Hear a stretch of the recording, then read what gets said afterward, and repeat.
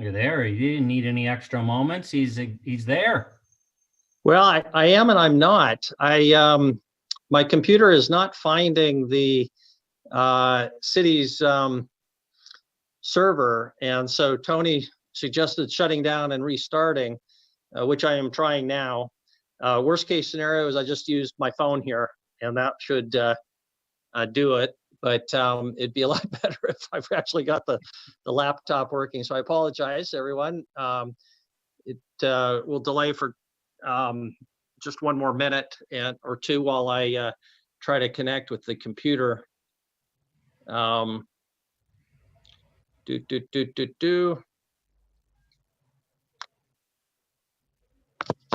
Otherwise, phones work surprisingly well.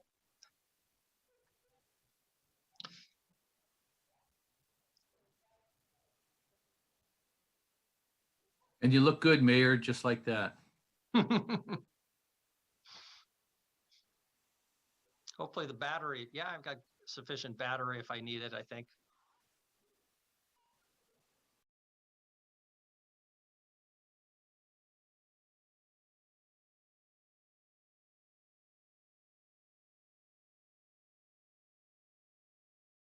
They may mute their videos as well. Yeah, that is great. Anybody who's listening, if they could shut off their video.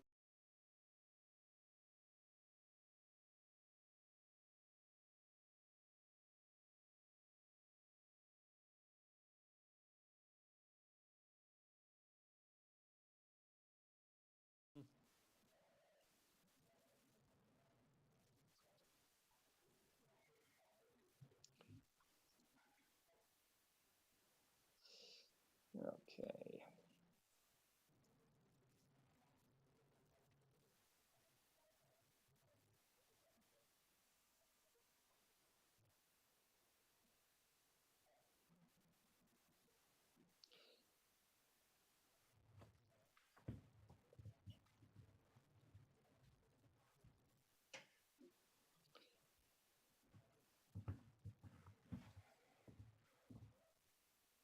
There, this is looking more promising.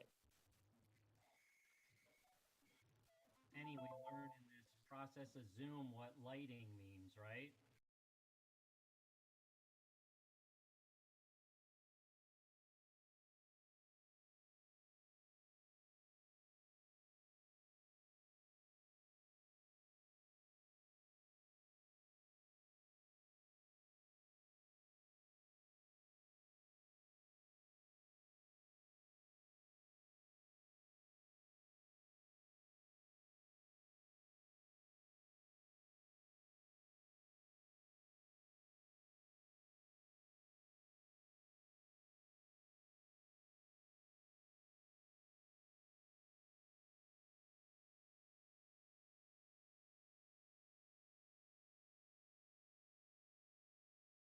I'm going to shut off my phone here, and we should be connected by the.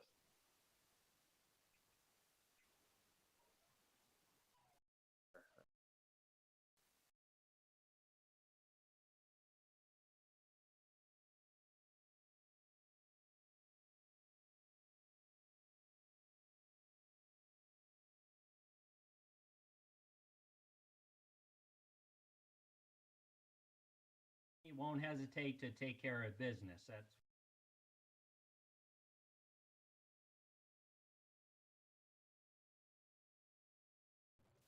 we can't hear you, Mayor. There we go. Thank you. Sorry for the delay, everybody. I'm tired of waiting for you. Let's get started. Welcome, everyone. This is the October 12th business meeting of the Billings City Council. For anybody who's been waiting online, for us to get started, it's purely my fault and the computer gods or the computer devils out there. So if you would, please join with me by standing for the Pledge of Allegiance, or remain standing for our invocation by Councilmember Ronning. I pledge allegiance to the flag of the United States of America and to the republic for which it stands, one nation, under God, indivisible, with liberty and justice for all.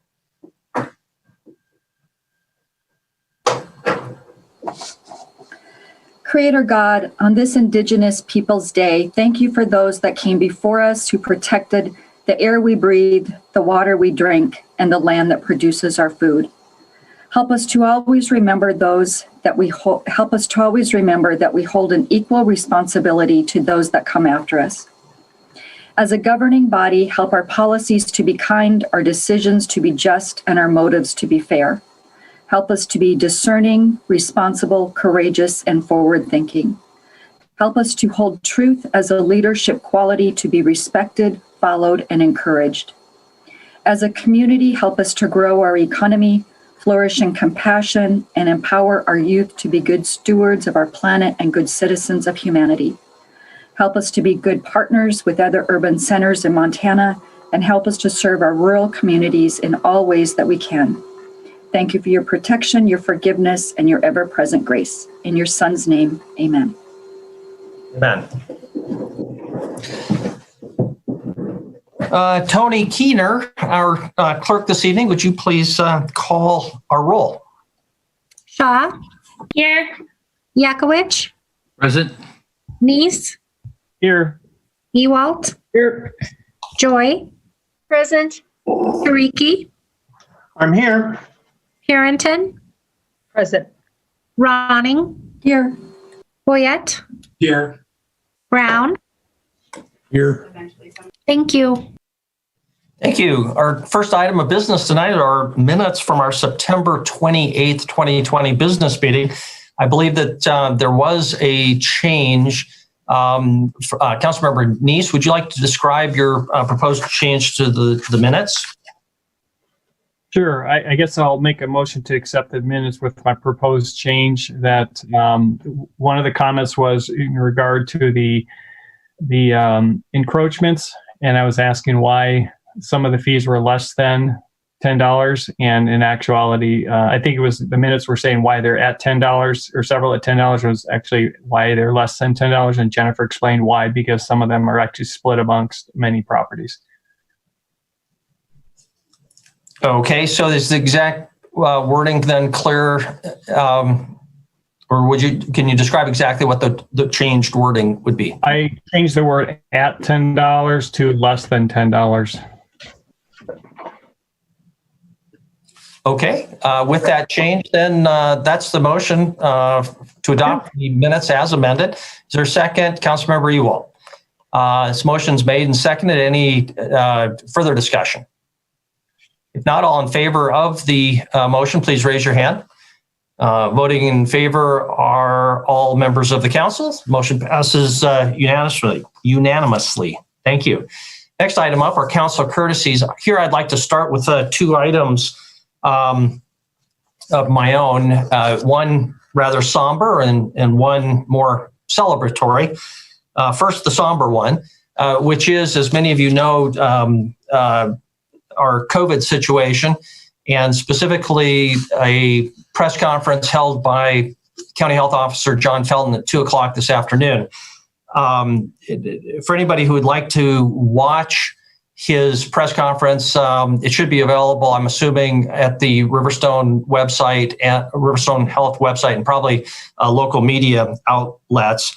Also, he announced a new health order, and a copy of that order can be obtained by going to the Riverstone Health website, clicking on COVID-19, and then looking for the latest news releases tab and today's date.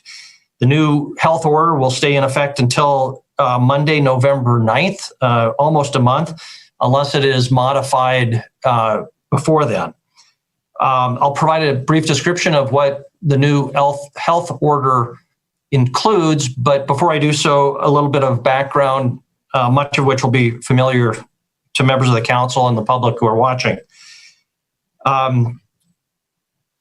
The infection rate was going to be the guideline for Mr. Felton's health order, and he laid out then, along with the Unified Health Command technical team, what those increased restrictions would be. The original plan, as he described it for us and members of the public about a week ago, was that those restrictions would take effect if there was an average of 50 new cases per day per 100,000 in any given week. That would have totaled 565 cases in any given week for the entire county. Today, John Felton, said that at the time, a week ago, he thought that that number was unimaginably high and therefore very unlikely to hit that level. Unfortunately, we have met that trigger point and then some in just the first week. Actually, we far exceeded it because in the week just ending, we had 696 cases, or 99.4 per day on average for the entire county. And when that is reduced to per capita, or I'm sorry, per 100,000, it comes to 62 cases, far above the 55 kind of worst case scenario that he had laid out a week ago. According to covidactnow.org, that website now ranks Montana as having the third highest rate of cases per 100,000 in the United States at 53.4 cases on average through the state per 100,000 people. Just to put that in some comparison, the median is approximately 16 cases in the United States. Again, Montana's 53.4, the median in the United States in about 16, or roughly 30% of our rate. Some of the most densely populated states in the country, New York, California, Massachusetts, New Jersey, Pennsylvania, are in single digits or less than 20% of our rate. As a result, our healthcare system here in Yellowstone County is stressed to critical levels. Our healthcare workers are very fatigued. Hospitals are turning rooms into ICU units that were never intended to be ICUs. And administrators are looking for options to create temporary morgues if that becomes needed. To date, 74 people in Yellowstone County have died of COVID-19. Since September 1st, 28 people have died in Yellowstone County, or one person every 35 hours. So now this new health order, the most significant element is a new limitation, lower limitation on most group gatherings, businesses, organizations, and also private gatherings to 25 people or fewer, regardless of the ability to distance and regardless of whether those meetings or groups gather inside or outside. There are 5 significant exceptions to that rule. One is the houses of worship, where there is a new requirement of 50% capacity, regardless of the total number. Even if, and then also, of course, physical distancing and masking to be required in that location. Certain cafeterias are exempted from the order. Local school districts, which have their own rules, are exempted. The rule does not apply to voting on November 3rd in person, and it doesn't apply to childcare facilities. I think we can expect to see the new restrictions having a significant impact on our hospitality industry and other venues that cater frequently to groups of 25 or greater. The order did not impose new restrictions on the capacity of bars or the occupancy of bars, restaurants, or casinos, which was something that was originally intended but is not included. The order also includes a number of reminders and recommendations. Reminders, for example, that restaurants, bars, casinos are to be closed by 12:30 a.m., consistent with existing orders of the governor, and that business organizations must follow the governor's masking order that was issued on July 15th. Also, it includes strong recommendations, some of which are new, including that businesses, including the city of Billings, which has renewed its commitment here, will work remotely whenever possible, or have their employees work remotely whenever possible. It also recommends limiting non-family contacts to 6 people or fewer per week, and to limit the duration of those contacts to 15 minutes or less. And then it includes a renewal of many common sense reminders, such as limiting trips outside of the home, to be sure to physically distance, use a mask, wash hands, and stay home if sick, and clean surfaces. I personally would like to remind the public that these county health orders do have the force of law and need to be followed, not just because it's illegal not to do so, but more importantly, because it may save lives and prevent long-term injury. It will protect our healthcare workers and hospitals from being overwhelmed, especially since we are on the cusp of being overwhelmed right now.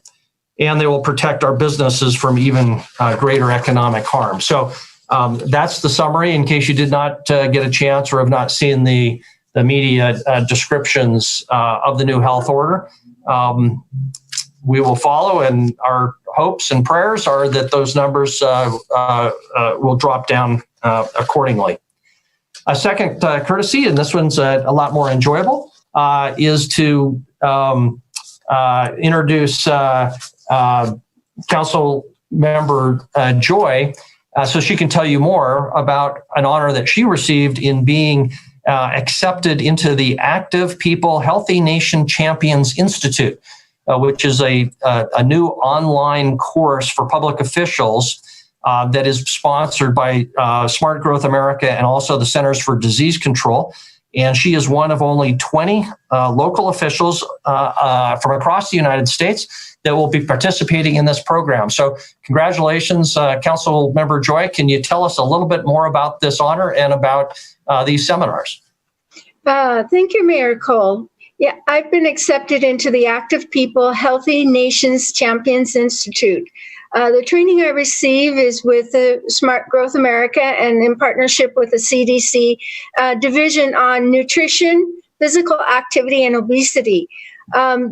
I was selected among local elected officials from across the country to gain expertise and experience with planners, social scientists, and policy analysts from across the country in different disciplines of study. The experience I gain will help support our community's efforts to implement our Complete Streets policy with a goal of activity-friendly routes to everyday destinations in Billings, helping to build an active and walkable community. So this is a really great order. It's online, and there are 8 sessions, and I will be participating in a project.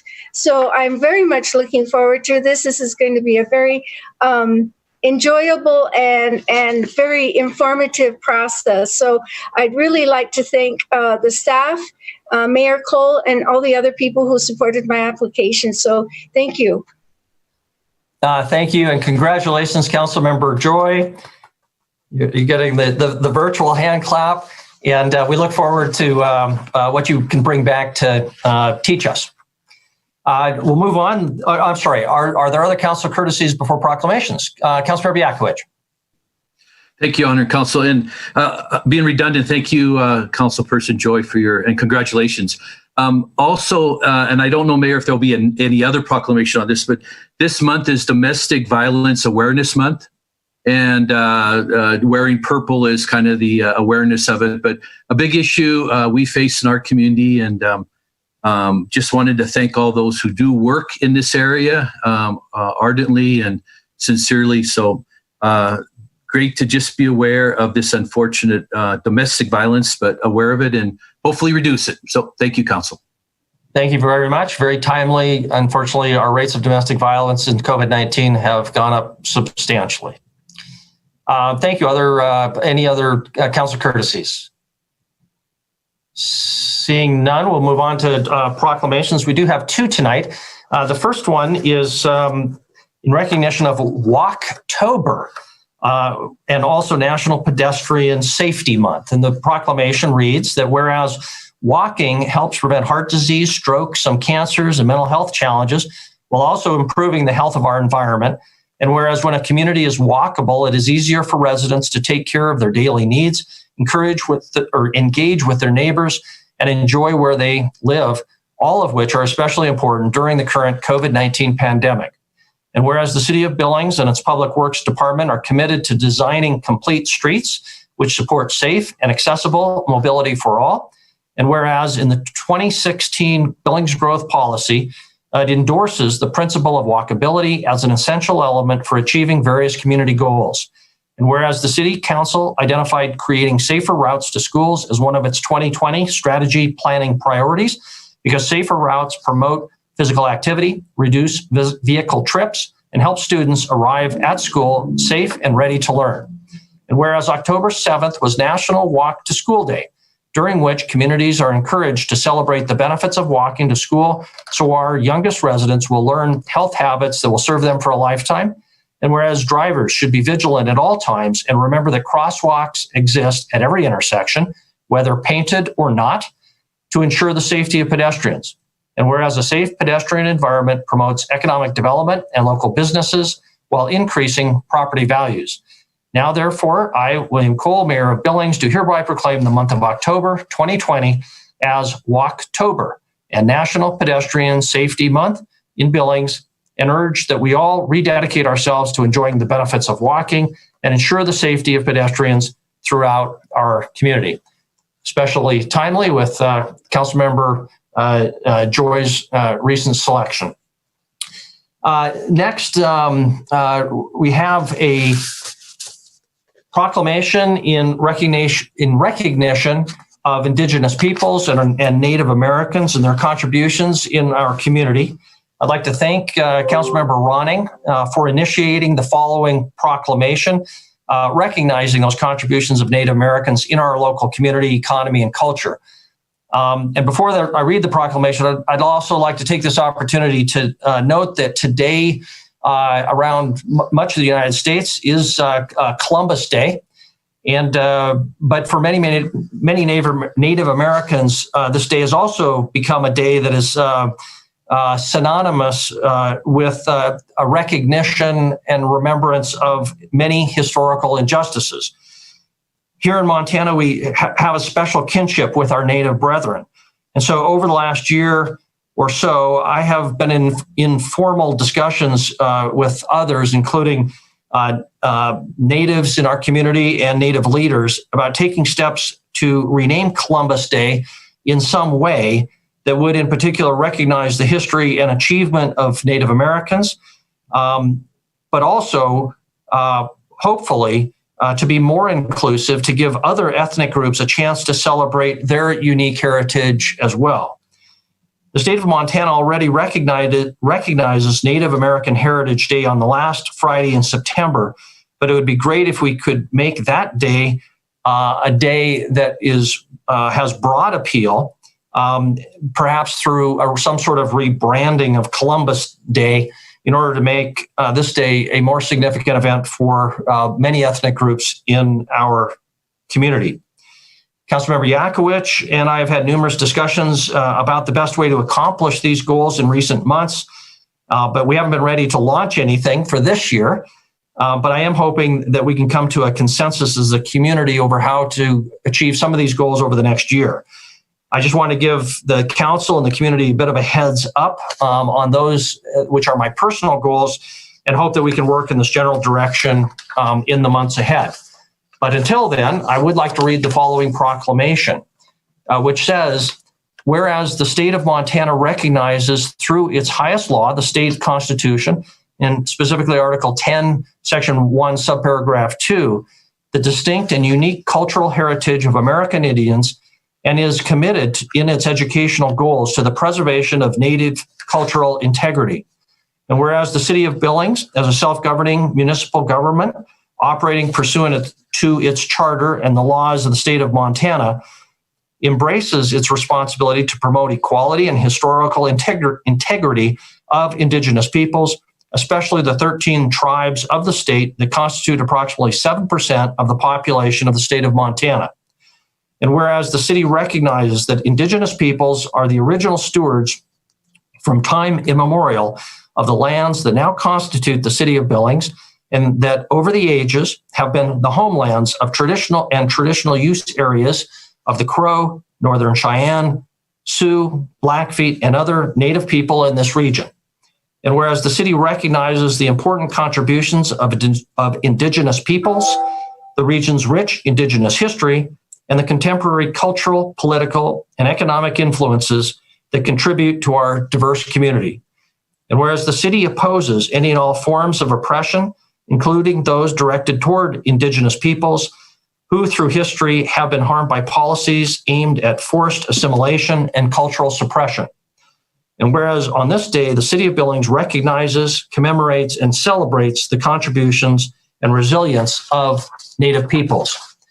Now, therefore, I, William Cole, do hereby proclaim that the city of Billings, Montana supports the contributions of American Indians in our community, in its economy, and in our rich Western culture by observing and celebrating Indigenous people this second Monday of October, 2020.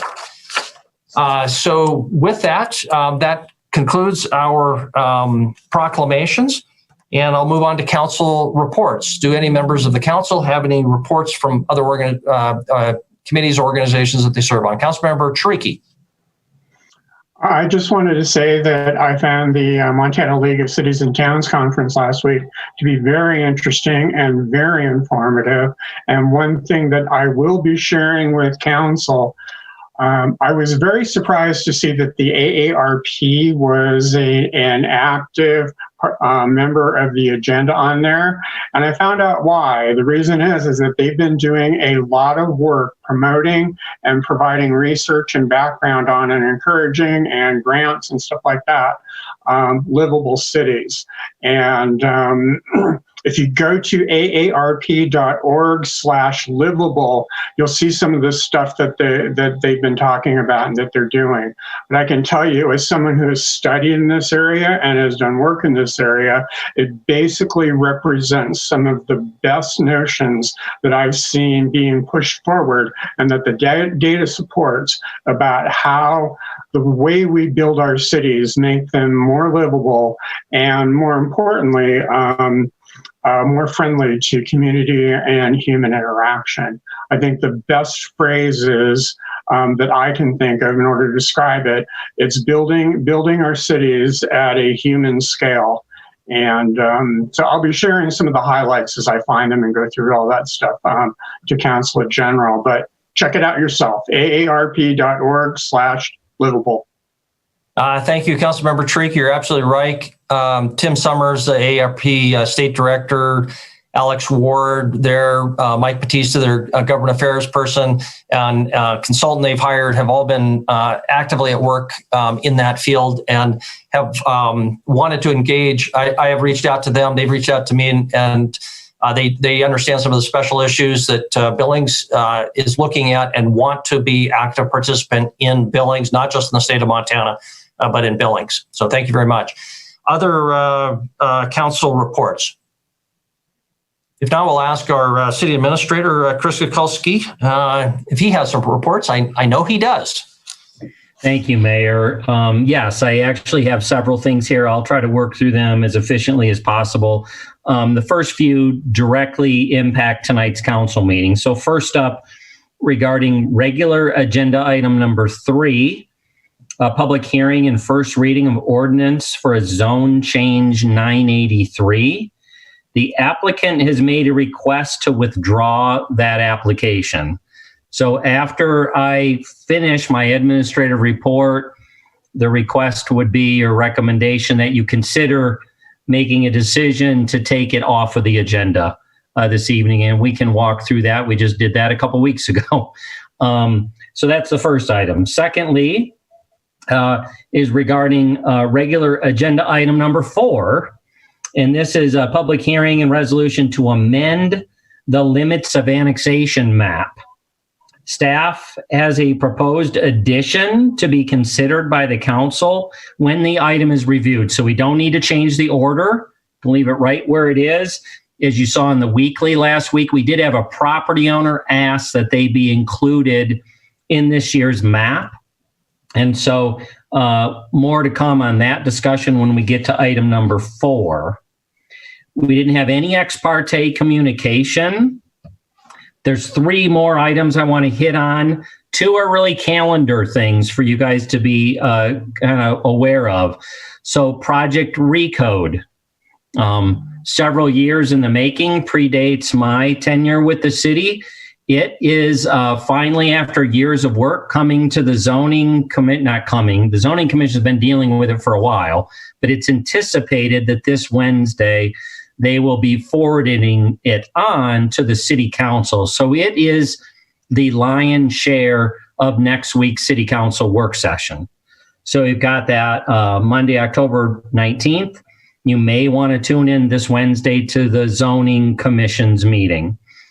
Then November 9th, that's a city council regular meeting night.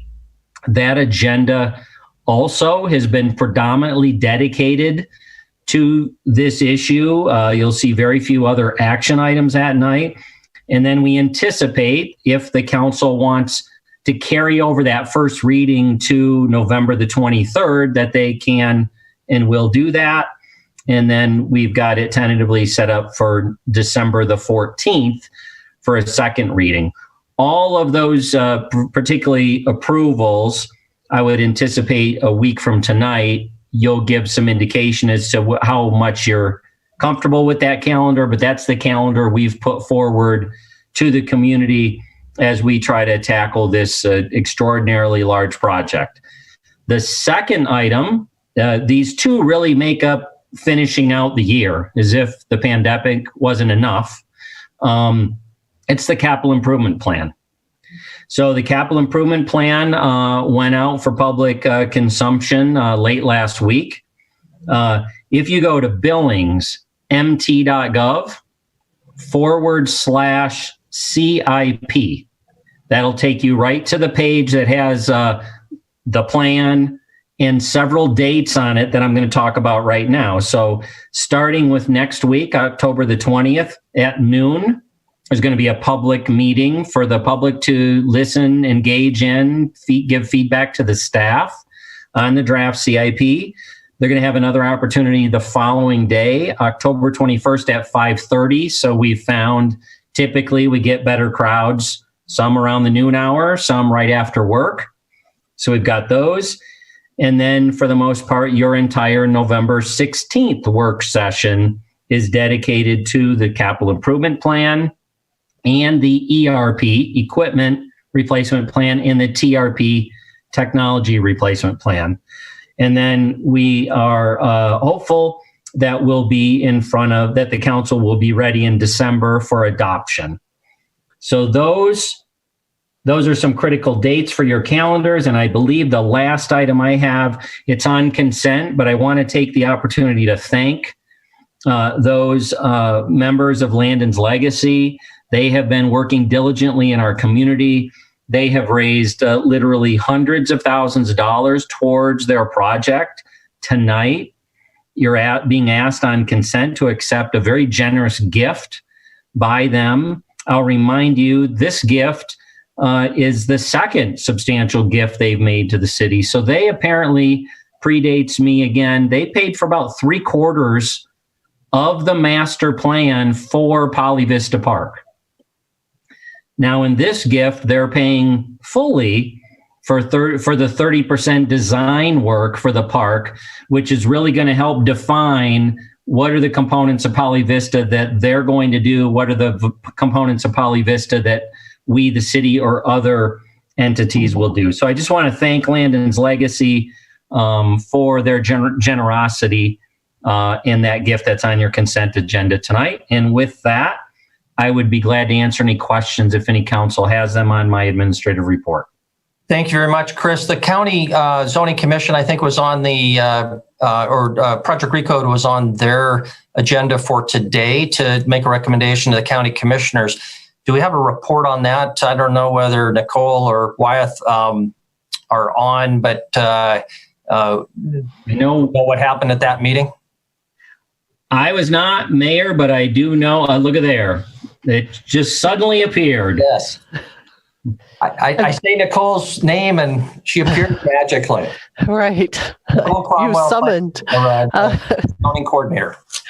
Thank you, Mayor and City Council. The County Zoning Commission did conduct their last public hearing session this afternoon and is forwarding a recommendation of approval to the County Commissioners. Their public hearing will be Tuesday, November 10th. There were some minor adjustments that were that the County Zoning Commission did to the code as currently written, and that's being forwarded as approved. Okay, thank you for that update. Any other questions by council members to our city administrator concerning his report? If not, then we'll move on to the issue that Chris raised of the agenda and how it relates to the item number 3, the zone change 983 involving Cherry Creek. As you heard, the applicant has sent a letter requesting withdrawal of that application. A little background, the county commissioners rejected a somewhat related application for a zone change for property to the north of the property that is in the city that we would have been considering. And I assume that those relate to each other. So the procedure here, Councilmember Neese, I'm just going to describe the procedure. Was there something you needed to say before I do that? No, I think I understand the procedure, but I did have questions about the item. So if we're going to remove it from the agenda, then we will not have discussion about it. Is that correct? Well, yeah, let me describe the process and then we can discuss what you all want the process to be, what you want to do about it. So again, we have that application, but it's not until item 3 in our agenda. So what we did 2 weeks ago is we moved it up to deal with that issue at the beginning of or now in the agenda. If you would like to do the same, we would need a motion under rule section 2-214-15 to change the order of business. That motion can be made and approved with a majority. If that motion is made, and that would be, I would anticipate, for the purpose of whether to accept the request to withdraw the application, and only for that purpose.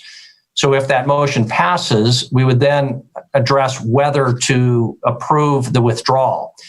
Under 27-1502F, that is an option, and you can accept that also with a majority vote, in which case, if that passes, they could not come back for 4 months. By contrast, if it were rejected outright, then they could not come back for 12 months. So that's the question. If you want to go down this path, we would have to first move it up in the agenda and then address kind of the merits of withdrawal, both of which could be accomplished with a majority vote. So that's the process that we followed 2 weeks ago, and we do something very similar here. So with that, what's your pleasure? And I'll first recognize Council Member Neese. Thank you, Mayor. I guess I'll ask a question again. Can we address the withdrawal in the same spot of the agenda, or do we have to move it up? You do not have to move it up. It would require a majority vote to move it. I would recommend that we just don't do anything now, just address it when we get to it. That way we can just move on to our next item. And at this point, there is no motion to move it up. But again, that is an option. The only reason to do so is if it's a courtesy kind of to, so other people don't have to wait, but maybe people aren't tuned in either. So what other council members, you feel the same, or did you want to move it? Council Member Shaw. Thanks. I'll make a motion to move it up. Okay, a motion or seconded by Councilmember Brown. So there is that. And now discussion on the motion to move it up. Councilmember Shaw, Brown, or opposition? Councilmember Neese. Can you clarify, move it up to what position? To now. All right, thank you. Discussion on the merits of the motion. Councilmember Neese, I just will ask you your thinking for not moving it up. Could you tell us a little bit about your thinking there? I didn't think the request to withdraw really merited changing the whole agenda, but I'm not opposed to it. I won't oppose the movement, but they're just asking withdrawal. We could address it at the time of the agenda item, but if the rest of the council members want to move it up, I'm not opposed to that. Okay. Any other discussion on the motion? Councilmember Ewald and then Councilmember Brown. Thank you, Mayor. This motion is just to move it up and then we vote on whether we want to withdraw it or not. Is that the way? That's right. Okay. Yep, exactly. Councilmember Brown and then I think Shaw. Yeah, I think my reason for seconding this is just to get it off so the folks don't have to sit through the rest of the agenda when realistically I believe that it's going to be removed anyway. Thank you. Councilor Shaw, did you raise your hand? I'm going to say the same thing. Okay. Any other discussion on the motion? If not, we'll proceed to a motion or to a vote. Again, the motion is to move item 3 up to this point in the agenda.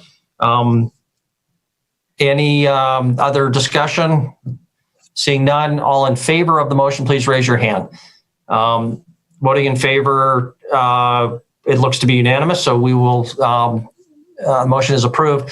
Now, how would you like to proceed? Is there a motion or further discussion? Councilmember Treaky. I move that we accept the withdrawal of zoning change 986. Is that the right number? 983, item number 3. Okay, so there is a motion to accept withdrawal. Is there a second? Councilmember Joy. And discussion on the motion. Councilmember Ewald. Thank you, Mayor. When you were describing all that, you said if we withdraw it, they can come back in 4 months. If we reject it, they have to wait 12 months. What did you mean by reject? Yeah, deny. And Wyeth and Friday, our planning director, and Brent Brooks can discuss this further.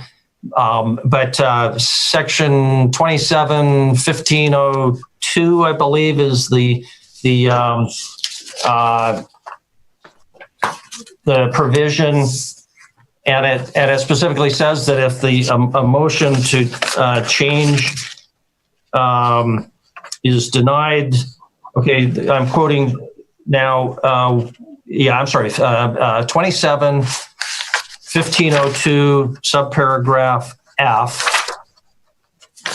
says that when such proposed amendment has been denied by the city council, neither it nor one involving the same tract shall be submitted for adoption within 1 year after such denial.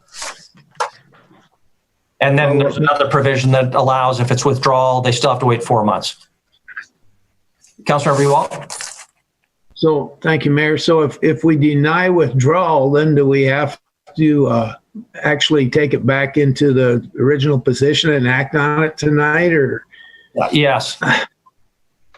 Right. Because they've already put it on from 1 2-week period to the next one. I don't want to see it coming back in 4 months. I just soon see it come back in a year if they're going to do it. And so then we have to deny it now, and then we have to act on it back on number 3 on the regular agenda again. Is that right? That's my, yes.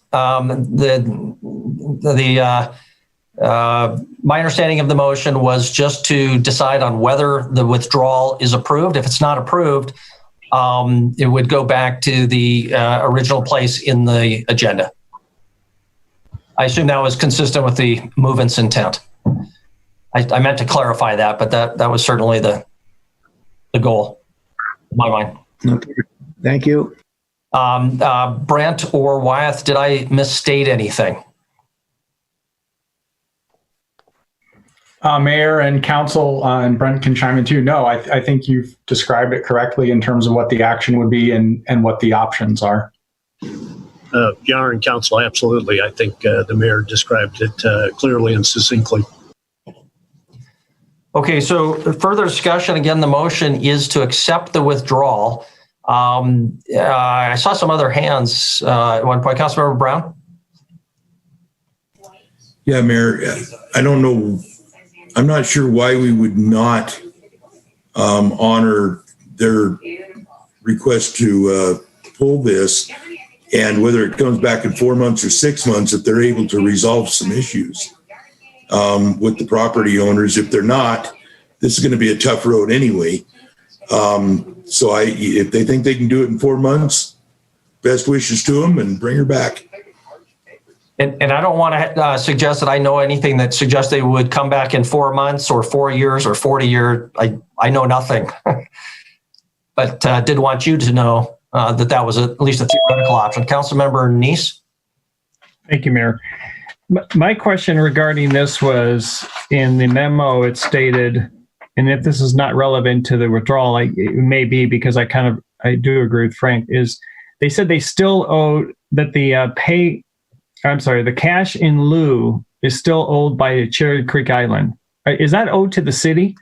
It wasn't really clear on this memo. It looks to me like when they developed some of this land, they didn't pay the city what they were owed.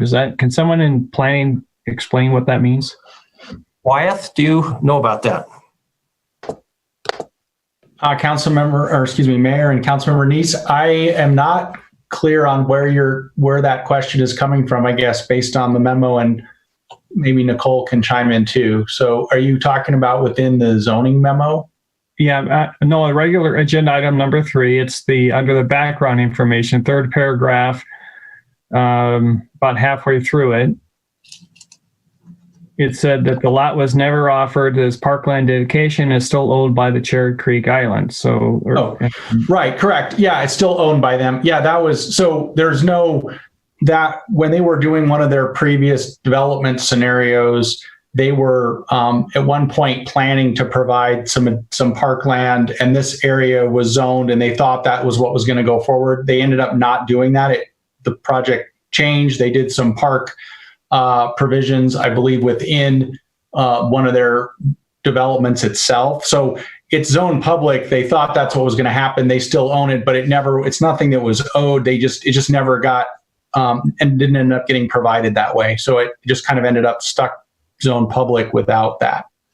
So when they created their plan and they set aside this portion of land for a parkland, what you're saying is that would have been normally just the public parkland. They were planning on probably donate to the city or have their own private park in there.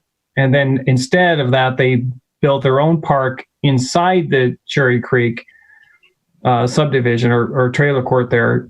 And so that kind of replaces what this public land is about. Is that what you're indicating? Correct. Yeah, Councilmember Neese and Mayor and Council, correct. Yeah, the part, what they ended up meeting the requirements was in a different part of their property, not this specific property. So even those are private parks, not accessible to the public, that still meets the requirement for the city to put aside some parkland for the residents. Councilmember Neese and Mayor and Council, yeah, we've actually seen over the years combinations of private, in some cases, private park property that's maintained by HOAs and such, or public parkland that's dedicated to the city. And so there are those options. Okay. All right. Thank you. Thank you very much. Other questions for staff or discussion on the motion, which is to allow withdrawal, approve withdrawal? Councilmember Biakovich. Thank you, Your Honor and Council. I'm going to support the motion, but Councilman Neese and Councilman Ewald, I respect you two you know a lot more of the issues in that area, and I know that a lot of the community has responded in many ways. So I admire and I appreciate what you're maybe alluding to, but I don't think they have, appears they may not have support even with the council, the county commissioners vote. So I'm just rather go forward with this motion. Thank you. Thank you very much. Other discussion on the motion? If not, we'll proceed to a vote. Any other discussion? Seeing none, then we will vote on the motion to accept the withdrawal of item number 3, the zoning application 983. All in favor of that motion of accepting withdrawal, please raise your hand. Voting in favor, council members, all council members except one. So council members Cole, Shaw, Ronning, Tricky, Boyette, Yakowicz, Joy, Brown, Neese, and Purrington. And voting in opposition, council member Ewald. So the motion passes, and that item is withdrawn. If you're here and you wanted to comment, we will not have a public hearing, members of the public, on this item since it has been withdrawn. You don't have to watch the rest of our meeting, but you're welcome to if you'd like to stick around. Also, if you like to comment at the very end of our meeting, we always have an opportunity for comment on non-agenda items, and this is no longer an agenda item, so that's a theoretical possibility. Council members, if you could remind me when we move on to item 4, where this was, to remind members of the public who might have not be watching now, but might tune in later about what's happened so that they understand why there's no item 3. With that, then we will move on to public comment on non-public hearing agenda items. So this is the opportunity for anybody listening who would like to comment on item 1, our consent agenda. Since there will not be another public hearing on that, call this number now if you're a member of the public and are calling on any item under item 1. That's item 1A through item 1M. The agenda, and that phone number is 237-6196. That number again, 237-6196. Please call that number now if you'd like to comment on any item on our consent agenda. Please keep your comments to less than 3 minutes. Tell us your name and address. And please turn off your computer or your television because the actual meeting is about a minute ahead. There is a delay in what you are hearing, and you'll be very confused if you're listening both through the phone and also with the television in the background. So that number again, 237-6196. Call that number now if you'd like to comment on anything on our consent agenda. Copy of the agenda is on the city's website that you can see by just going online and putting in City Council agenda, Billings, Montana. They'll take you right to it. Do we have any callers, Tony, who've called 237-6196?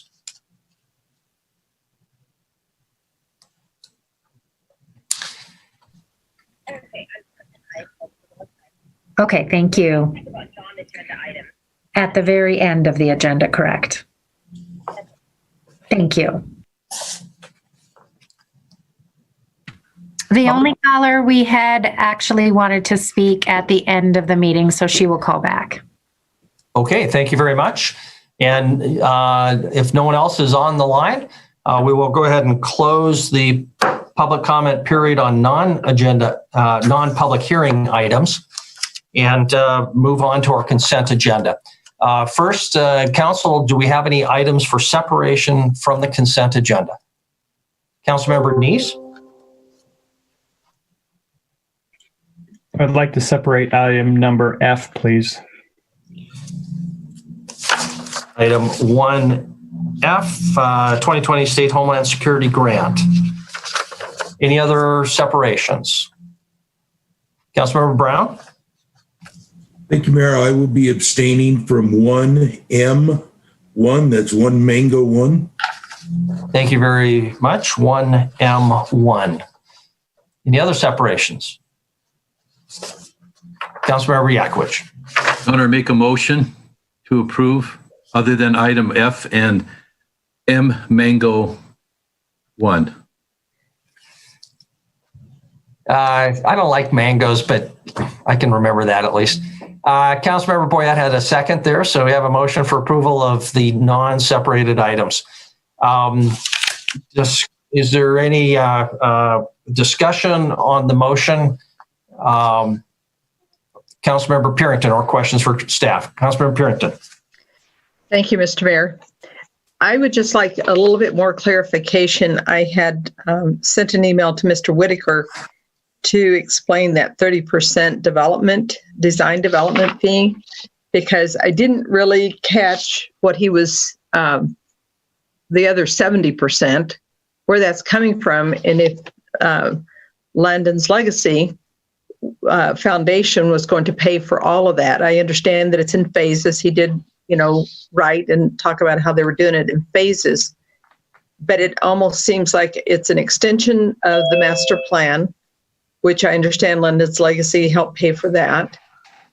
And I'm just I'm getting a lot of percentages, but I'm not getting a final dollar amount. And I know that you are only going to be estimating, and the extent of Landon's Legacy will be $3 million, which I am not discounting that at all. I appreciate that. And I love the idea of this park, but I'm just trying to get what the city's obligation is towards this park.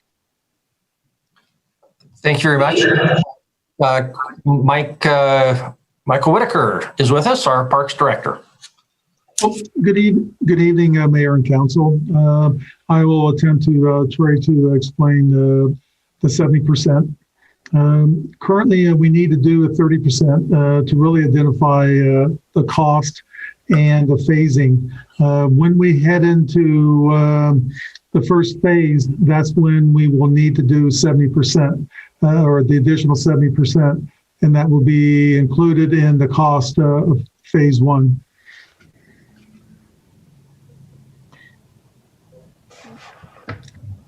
Councilmember Purington, does that answer your question?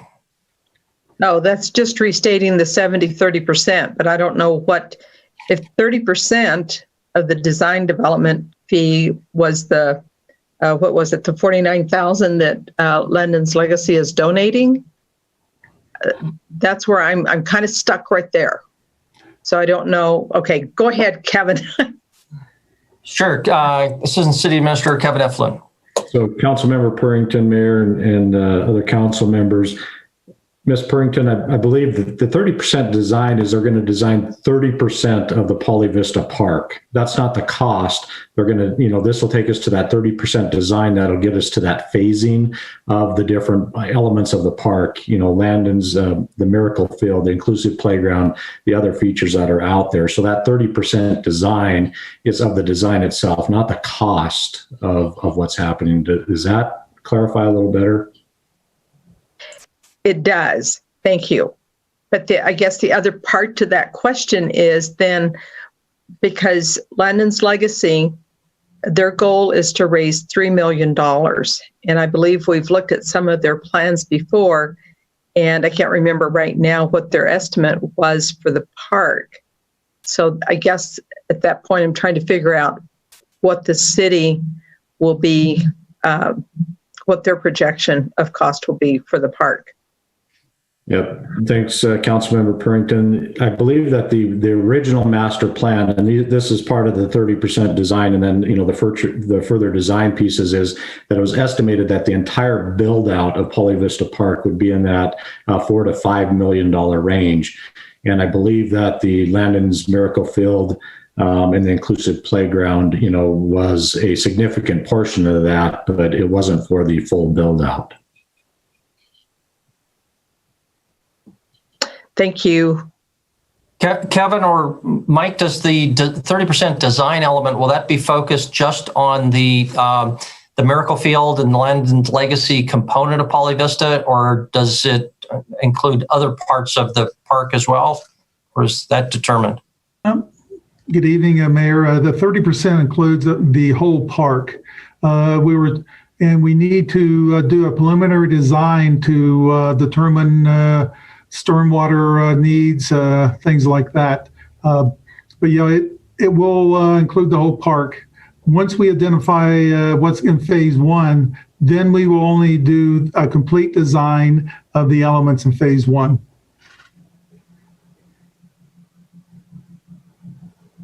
Okay, and just to clarify, we don't have a funding source for the city's role at this point. Chris? Mayor, I was going to add, so when you see the capital improvement plan, like say that's out there and that we'll be discussing here throughout November and December, that'll be one of the components that the council will need to work through is what components of the project is the city going to fund versus what components are Land and Legacy's.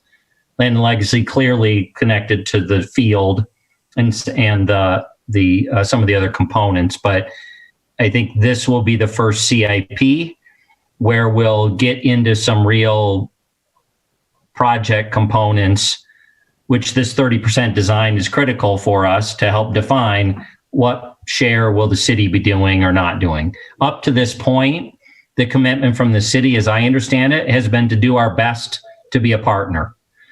So there have not been financial guarantees, but there's been a commitment in concept that if our community raises these funds, the city's going to figure out how to be a partner in particularly the infrastructure needs of the park. Okay, thank you very much. Councilmember Neese. Thank you, Mayor. And if you don't mind, I'd like to follow up on that finance question that Pam had to Kevin. You mentioned that the estimate at the time was $4 to $5 million, just rough numbers. That'll probably go up some, I would assume. And then if you have Land is Legacy bringing another $3 million, are we talking then the city's portion would be $1 to $2 million of that $4 to $5 million, or are you talking the city's portion is $4 to $5 million, Land is Legacy's on top of that? No, my understanding when the master plan was completed a few years ago, it estimated the total cost build out with the Miracle Field and the inclusive playground at about $4.5 to $5.5 million. That $3 million, and again, these numbers will need to be refined, but $3 million, give or take, is for the Miracle Field and the inclusive playground. There's significant infrastructure needs, that are out there that would tie into just the build out of Landon's, the Miracle Field and the inclusive playground, such as the parking lot, the sidewalks, the bathrooms, things of that nature. And I think that's what Mr. Kukulski was kind of alluding to is where are we going to partnership, with the Miracle Field and the inclusive playground for the city's, infrastructure pieces, and then the rest of the build out of the park. Okay, thank you. And Mayor, quick follow-up question. Sure. We've heard a lot about them. By the way, this is a great park, and I've seen their plan, and it looks like it'll be a great asset to the city when it's done. But we saw some emails maybe 2 or 3 months ago regarding the fundraising, and they had, I believe, it was $300,000 out of the $3 million was raised in pledges and hard donations. Has the Parks Department, or Kevin, have you had that updated to ensure that if after this COVID those pledges are still valid? Do you know if any issues with their pledging that they're not going to be able to meet some of their requirements? And we've got some hard dollars now that we're accepting, but I'm more concerned about the future of their fundraising for this. Yeah, thanks, Councilmember Neese. Yes, my understanding is I did meet with the Land and Legacy Board about 10 days ago, 2 weeks ago, and they were firm that they had about $800,000. Again, they could give you more specifics on where they're at, but they were pretty solid in that range of where they were at with donations. Okay, great. That's good to hear. That's actually increased some then. Thank you. Thank you very much. Other Councilmember Ewell, and then Councilmember Shaw. Thank you, Mayor. I don't know if this is going in too far or not into the weeds, but work in lieu of money, like I know a lot of contractors out there that could probably do a lot of the dirt work and things like that rather than money. Is the city and the Parks Department willing to work on that end to help? Because I know Clevenger Field, they had donations in lieu of money to rebuild this baseball field there, and the Parks Department wouldn't go along with it. So have we got a change in policy on that or not? So, Councilmember Ewald, short answer to the question is yes. We're open to that. We're looking for those, private partnerships that we can work with. There's certain parameters that we do need to follow for our purchasing policies and contracting, live issues that we've got to deal with as a city. But yes, we are able to work in some circumstances for in lieu of, type of construction projects, things of that nature. So yes, short answer is yes, we're open to that. Kevin, if I can just follow up there, this is an issue that comes up every time we have a park project, and I'm wondering whether changes in our regulations are needed. Would it be appropriate to ask staff to give us a more detailed analysis of this issue that does tend to come up in writing, so we can think it through and make sure we're in good shape or can address it? I know this is something Chris Mikulski has talked about, so I'm going to ask Chris to comment, and then he can come back to Kevin if he wants to. Chris? So the approach we've shifted gears to past 18 months is if we don't have any public money in the phase or the particular subcomponent of a project, then we're setting a standard of what needs to be donated to us in the end, and then we're accepting that gift, if you will. I think where you easily or quickly get too complicated is if public money is involved. Anytime there's public money involved in the component, we're going to have to follow state statute rules relative to bidding and all the process. So,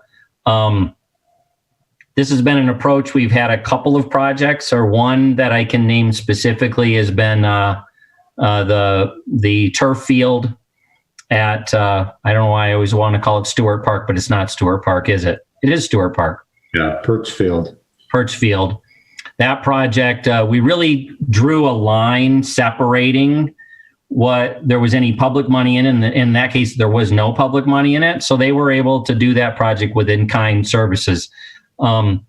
Candidly, Mayor, I'm a little bit nervous about how deep we want to dig into the technical legal reporting of what we can or cannot do, but we absolutely can do that if that's what the research you'd like us to do. Yeah, I'm not sure I know enough about it, but it is a problem. So I'm hoping we have some relatively clear lines that people can follow, and that they have some warning about what those lines are.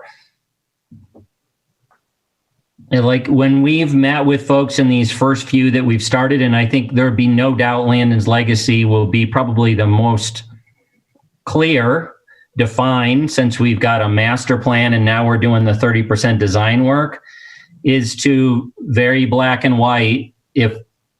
If public money is in any component of the project, then they need to follow bidding, Davis-Bacon rules, all that kind of thing. When we're not using public money in a phase or a particular amenity to the park, then I'm looking at it as a gift, as a donation, as a community project gifted to the city. Okay, well, public dollars are going to be used for this construction. Obviously, if it's $5.5 million potentially, so I guess it's going to be difficult to accept gifts. Councilmember Shaw, and then Councilmember Neese. Thank you. I feel like we're really far afield here. We're being asked tonight to vote on accepting about a $50,000 donation.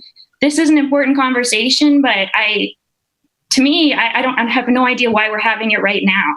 So I'm going to ask us to. I agree, Councilmember Shaw, and I apologize for helping to get us off track, albeit on an important topic. So we do have a motion before us for acceptance of the non-separated items.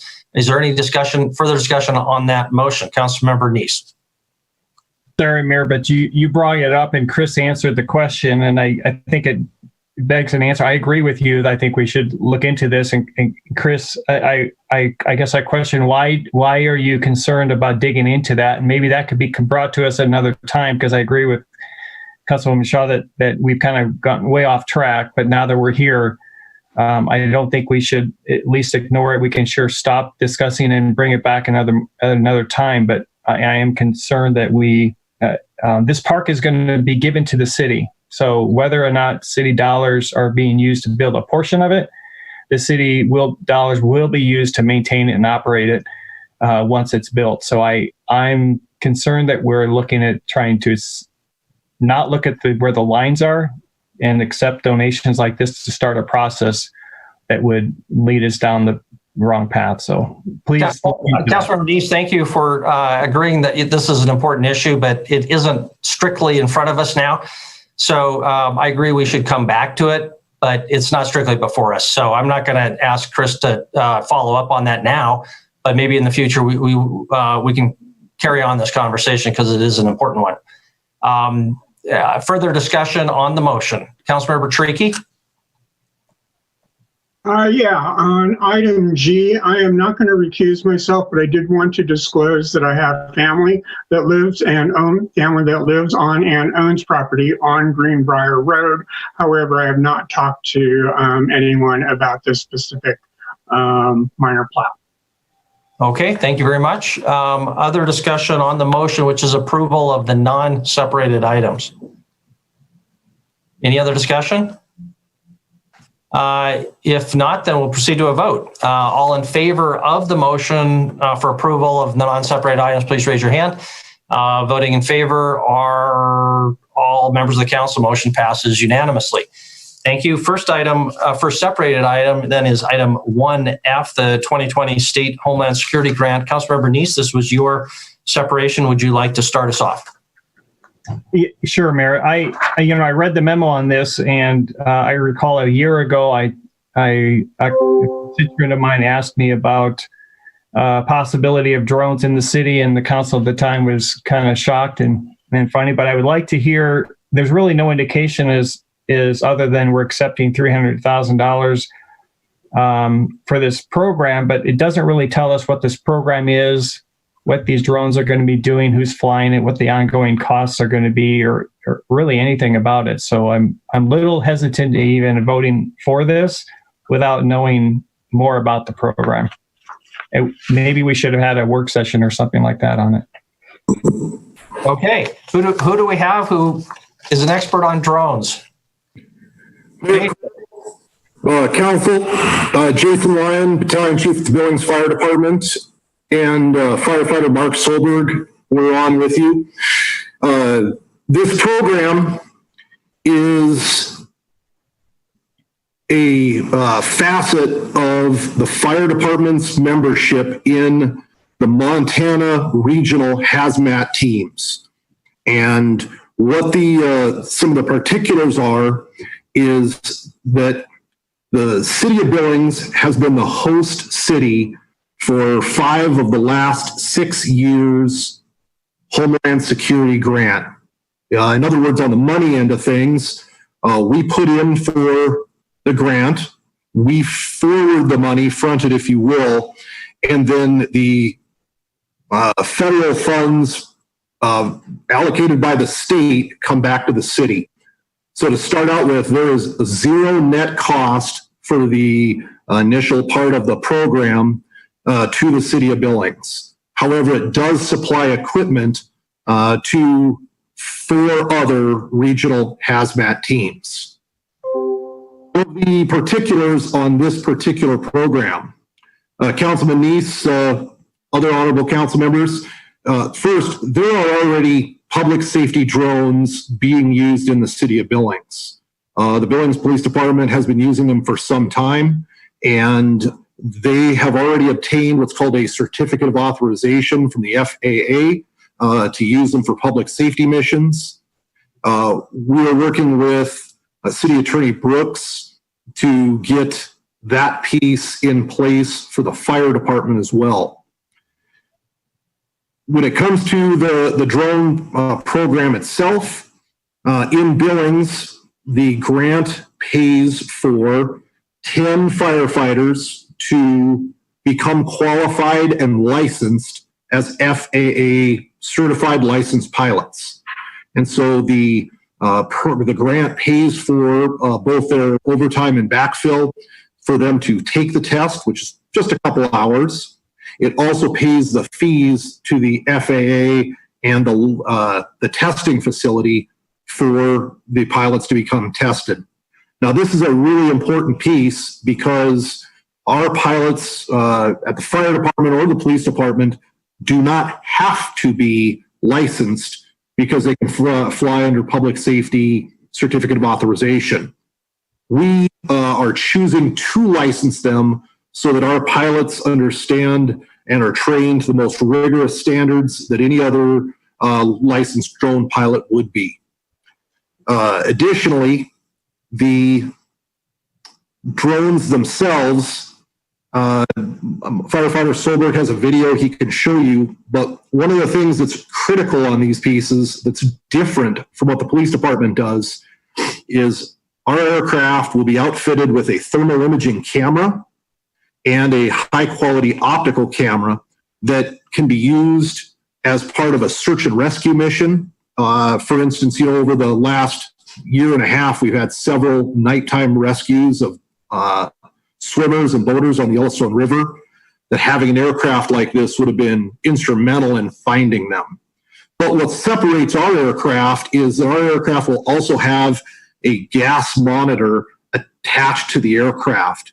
Because this is really a hazardous materials program, the aircraft will be able to fly into, say, a derailed train incident, such as what we've seen across the country, and it will have the ability to take gas readings so we can assess how safe the environmental conditions downrange are without putting anybody at risk.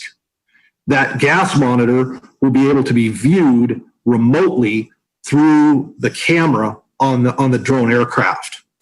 One of the other things that separates our program from what the city's already doing is because our program is fully funded by the Department of Homeland Security, there is an extensive privacy document that we have put together talking about how data will be stored, when it will be erased, what you can use the aircraft for, and specifically what you can't.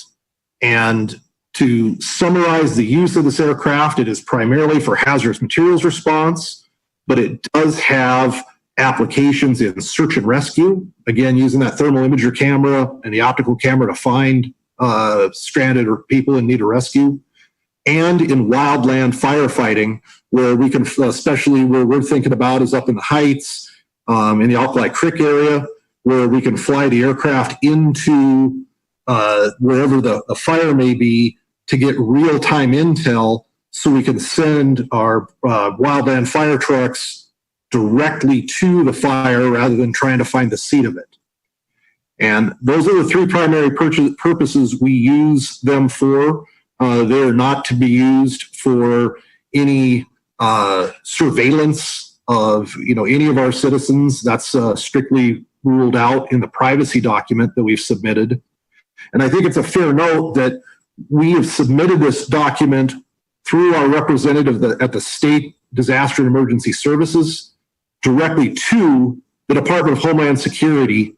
And we can, even if you choose to approve our program tonight, Council, we can't access any of those funds until the Department of Homeland Security has approved our privacy plan. Council, does that answer your questions? It does answer my question. I have one follow-up for you. You mentioned about you can and can't do, which is good.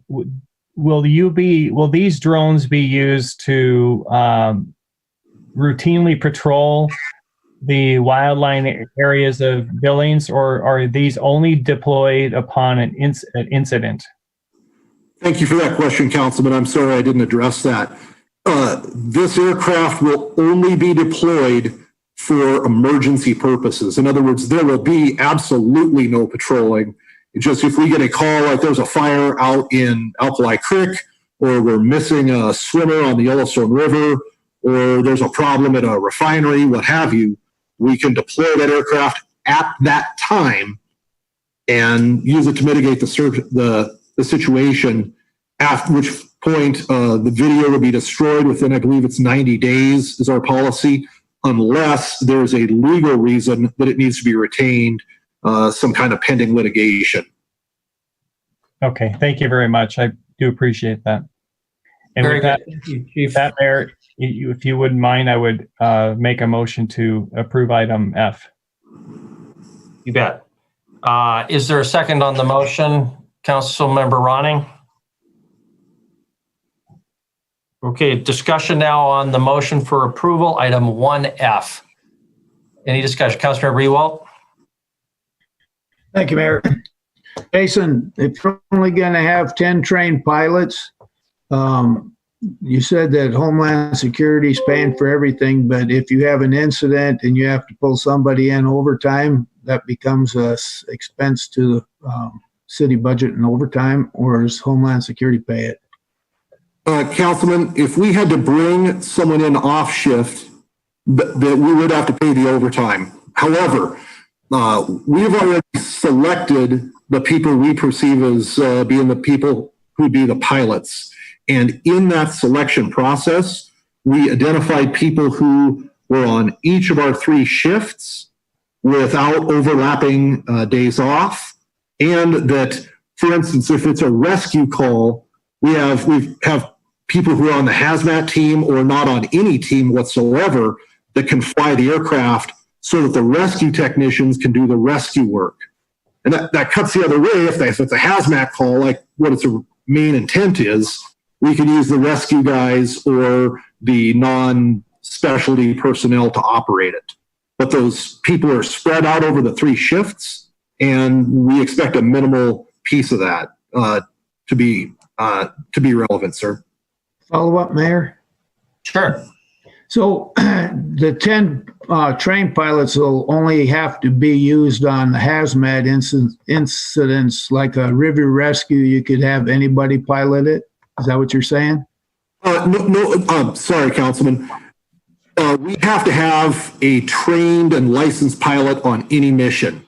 What I'm trying to say is that we have the pilots spread across each of the 3 shifts and across the spectrum of our personnel, so that if, I'm just going to use the example of a river rescue, that we don't want to break a rescue technician away to fly the aircraft because they're needed to do the rescue. So in that case, somebody on the hazmat team who's on duty could presumably fly the aircraft. Okay, thank you. Thank you, Councilman. Thank you very much. Further discussion on the motion, Councilmember Chiriky. So I'm seeing 5 regional teams. Does that mean 5 drones? Thank you, Councilman Chiriky. Yes, it does. There are regional hazmat teams in Billings, Bozeman, Great Falls, Helena, Kalispell, and Missoula. Kalispell is not going to participate because the state requires them to be active as a regional asset for 3 years, which is the performance period of the grant. And they were not comfortable making that commitment. And each team will have 10 pilots. And then the training is done at each one of the locales. Okay. And so a follow-up, Mr. Mayor. Hey. So if this program had been in effect and operating last January, when Selena and Otterfred went in this thing, chances that we probably would have just had 1 drone in the area that night looking for her.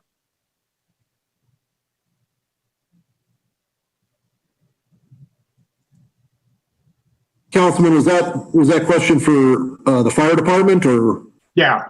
So, I mean, so in a situation like that, in an emergency, we would have 1 drone here working in this area unless, it was between here and Bozeman and there was some reason for them to get involved. Yeah, exactly, sir. So as far as the regional hazmat team part goes, Billings covers all of eastern Montana. And if our out-of-county partners wanted assistance, either for hazmat or search and rescue, they can certainly request that. I think it's fair to point out that if we assist with a search and rescue in another outside Yellowstone County, we would need to be reimbursed for those expenses if we chose to participate. The labor for pilots is not reimbursed after their initial period of training. But that's one of the reasons that Billings has historically been very successful in obtaining hazmat grants, is because we cover a very large area of the state, and our personnel is on duty 24 hours a day. Would they be useful in an oil spill? Say again, sir? Would they be useful in an oil spill? Absolutely. Yep. And that's one of the big reasons that they're helpful, is any kind of environmental disaster, be it at a refinery, a rail, or pipeline. Being able to, in fact, part of this idea came, Councilman, from the fact that the actual pipeline companies are employing drones themselves to inspect their areas of pipeline. And obviously, finding the problem, whether it's a rescue or a hazmat's half the game, right? And so having that aircraft that we can deploy in minutes rather than try to drive people all around the country, it speeds up our efficiency. And in the case of a hazardous materials event, it helps us very quickly determine the scope of the problem, evacuate people if necessary, and make our plans as quick as we can. Additionally, the video from the drone can be relayed to an incident command post. So it's not just the drone operator who sees it, it's the incident commander and the support staff. Okay, thank you very much. Chief, our council, are we ready to vote on this item? Okay, the motion is for approval of item 1F. All in favor of approval, please raise your hand. The motion passes unanimously. Thank you very much. Go forth and fly safely. Thank you very much, Honorable Council, Mr. Mayor. Appreciate your support, and I believe there's a letter for the mayor and city administrator to sign, and we really appreciate your support. Thank you once again. And Council, I want you to understand we will be very responsible with this. We're very aware of the controversy behind it, and will not abuse it. Okay, thank you very much. Exciting opportunity. That then brings us to item 1M1, bills for the week of September 7, 2020. Is there a motion or discussion? Councilmember Boyette? Thank you, Mayor. I move that we approve number 1M1. Second, Councilmember Joy. Discussion on the motion. If not, all in favor of the motion, which is for approval, please raise your hand. Voting in favor are all members of the council, with the exception of Councilmember Brown, who has abstained. That concludes then item 1. We'll move on to item number 2, regular agenda. Tony, would you please read item number 2? Item number 2, public hearing and resolution creating SILMD 328 North and South 27th Street streetlights. Staff recommends approval. Action, approval or disapproval of staff recommendation. Debbie Melling, I believe, is our presenter tonight, so I'll turn it over to Debbie. Thank you, Mayor and Council. Let me share my screen here.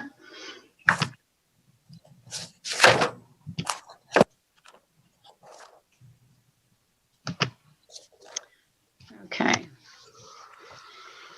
This is SLIMD 328, which is the streetlight maintenance district that goes on North and South 27th Avenue from State all the way up to Rimrock Road. This is a really quick presentation. I'm just going to go over some of the details of it. This map shows the parcels that are included in this district. Again, it goes from State up to Rimrock. And some of the things that you need to know about this, there's 190 properties are included in this district. 126 luminaires are being installed under the district. There are 158 total. on the project that MDT is doing, but 32 of them are going to be paid for by the state. So this district is unique in that it's only electricity. Typically, as you know, it's operations and maintenance in most cases and replacement costs now in our newer SLIMDs. Also in this particular case, MDT is paying for the initial cost of the installation of these lights. So this district is unique and lower than any other one that we have. We're anticipating the cost to be $12,500 annually, and that breaks down to a cost of almost 6 cents per lineal foot of assessment annually. So these assessments have a huge range from 58 cents up to over $1,000 a year. And there are 11 city properties which total about just under $900 annually for assessments for city properties. And there were no protests for this. So basically, I can answer any questions if you have them. We have to hold a public hearing tonight for the SLMD.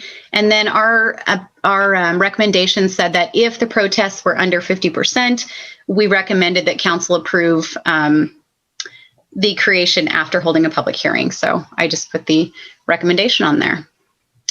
That was all I had on this. Okay, thank you very much. Questions for Debbie or motions? Councilmember Ewald, then Councilmember Neese. Thank you. Debbie, could you go back to that? I think it was your second slide where it showed all the properties, please. Yes. There we go. All right, that leg that goes off to the right on Minnesota or whatever, how is that involved in the 27th Street corridor? It looks So like it'd be on Montana. Okay. The way this SLIMD is assessed is by the lineal foot of property on Montana Avenue, or on 27th, I'm sorry. So it doesn't matter how far it goes back. You can see that each of the parcels goes back. It's kind of random how far it goes back. This is inclusive of the entire parcel. It's not based on square footage, it's all lineal footage. So it's just the shape of the parcel. Okay, it just threw me off. I'm going like, wow, that's stretching out a long way. So thank you very much. Sure. Councilmember Neese. Thank you, Mayor. Debbie, the agreement states that the state of Montana is going to be providing the maintenance and replacement. And that do we have an agreement with the state on that? And then if the state decides, hey, they can't afford to maintain these at all, and they decide to kick it back to the city, does this agreement allow for some future change in what the state may or may not do? So, Councilmember Neese, this is a state highway. This is an NHS route. It's not an urban route. So it's a little bit different than most of our arterials. This 27th is similar to Main Street or Montana, where it's wholly owned by the state of Montana. It's not owned by the city at all. So it is different than most of our arterials in that respect. This particular agreement, because it is a district created on just electricity, if we needed to change it to do operations and maintenance for the whole district, we would have to recreate the district. Okay. All right, it can be modified. All right, thank you. Thank you. Other questions for staff or a motion relating to this item? Councilmember Joy. Having conducted a public hearing and just a second, I got to get my words just right. We haven't had a public hearing, have we? Oh, yes. Thank you. I apologize. I definitely got ahead of myself. Okay, we'll open for public hearing if there are no other questions for staff. Okay, with that reminder, this is an opportunity for your public hearing. And so that phone number 237-6196. If you're listening and you'd like to be heard on this item, this is your only opportunity on this. Call that number now, 237-6196. Call it as quickly as you can. And just a reminder, we're about a minute ahead. So turn off your television, turn off your computer, tell us your name, your phone number, keep your comments to less than 3 minutes. Tell us your name and your address, not your phone number. And give us your thoughts. That number again, 237-6196. Tony, do we have any calls to 237-6196 on this item? I have not received any phone calls. Okay, let us know if one comes in the next few seconds, but we'll declare the public hearing closed and move on to further discussion, motion, or questions. Councilmember Purington. Just a quick question again. So Debbie, these property owners, they are a newspaper advertisement, as well as do you contact them via postcard or letter that this is happening? Yes, Councilmember Purington, we do have a mailing that goes out, and then it is also noticed. Perfect. Thank you. Councilmember Joy. Having conducted a public hearing, considered written and spoken public testimony, I move to approve the resolution creating SILMD 328 as recommended by staff. Thank you very much. And I see a visual second by Councilmember Boyette. So motion is for approval. Discussion now on the motion. Is there any discussion on the motion? If not, we're going to proceed to a vote. Seeing no hands wanting to discuss the motion, all in favor of the motion, please raise your hand.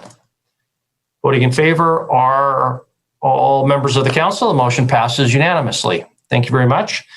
At this point, we normally would have been at item 3, which is the first reading on ordinance for zone change 983. That's the Cherry Creek matter. If you're listening to our meeting and you just joined us and you missed the very beginning of our meeting, that is when the council voted to move this item up to the beginning because we had a request to withdraw the application. The council at the beginning of the meeting did approve moving that item up and accepted the withdrawal of the application. So there will be no public hearing. If somebody is listening and still wanting to comment, there will be an opportunity for items that are not on our agenda at the very end of our meeting. So there, again, repeat, there is no item 3, or at least that's already been dealt with at the beginning of the meeting.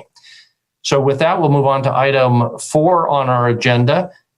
Tony, would you read item number 4?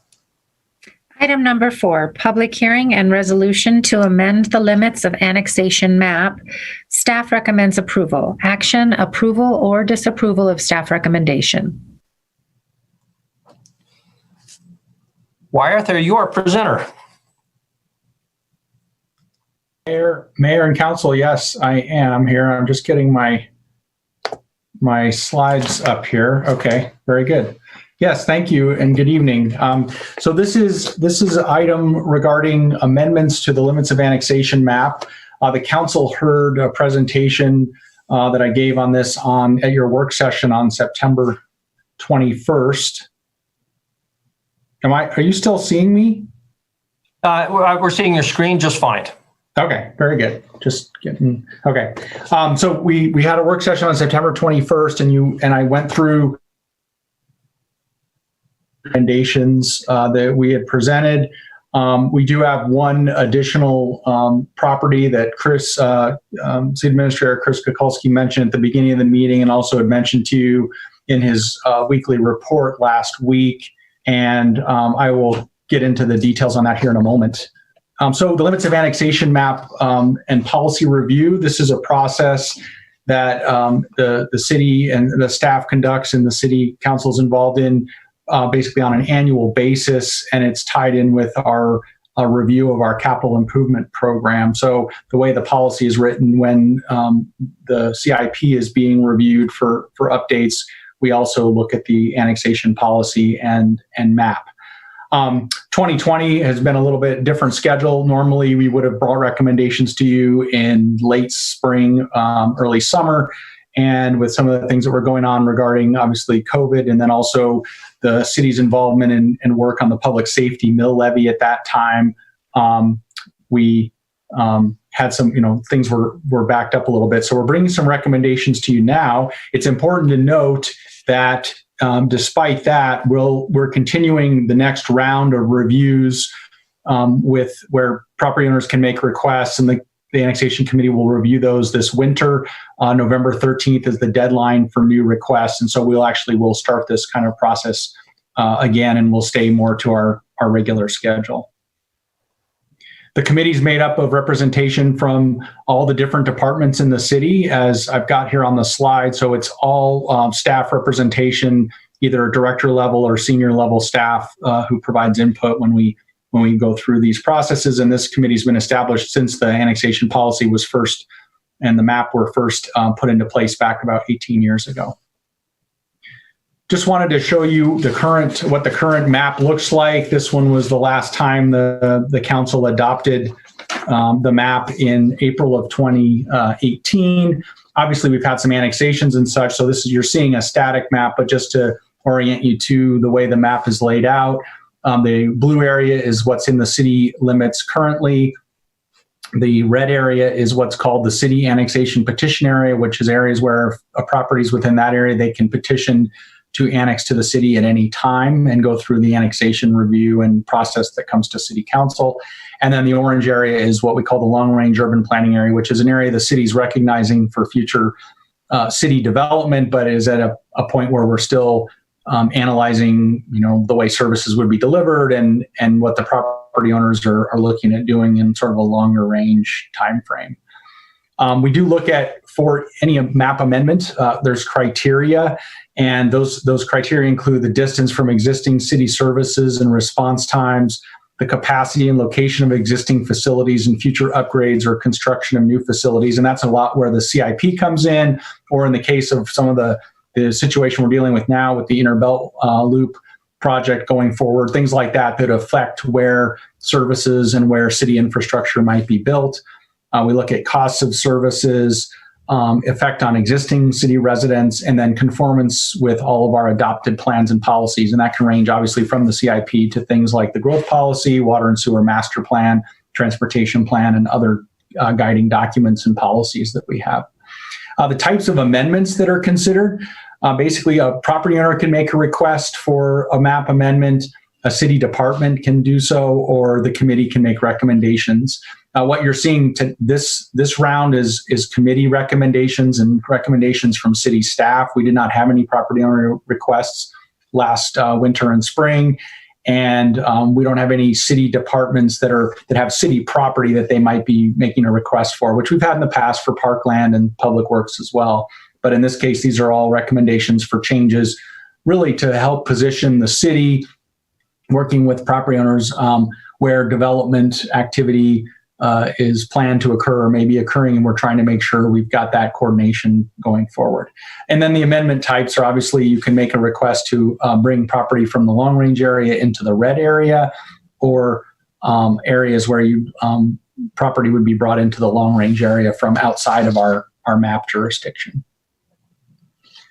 So tonight, one of the recommendation that's before you that's additional to the 4 that were reviewed on September 21st is an area up by Highway 3. And I'm going to jump forward to the map so you can see what I'm talking about as I just give it a quick description. But this property is right at the east side, the east side of the Inner Belt Loop corridor where the road will go through. It's between there and Rod and Gun Club Road. And then just south of the bottom of Reberg Ranch development, and then obviously fronting along Highway 3. This property, we had a meeting with the property owner, Brad Tecca, the Tecca family that owns this property and owns additional property actually west of the Inner Belt Loop, the road corridor itself. And we've been in touch with them over the years, had a discussion meeting with them last week because of the now moving forward with the Inner Belt Loop construction and their interest in coordinating over time with the development in that area and with the city. They had asked that this property be considered to be brought into the red area as well.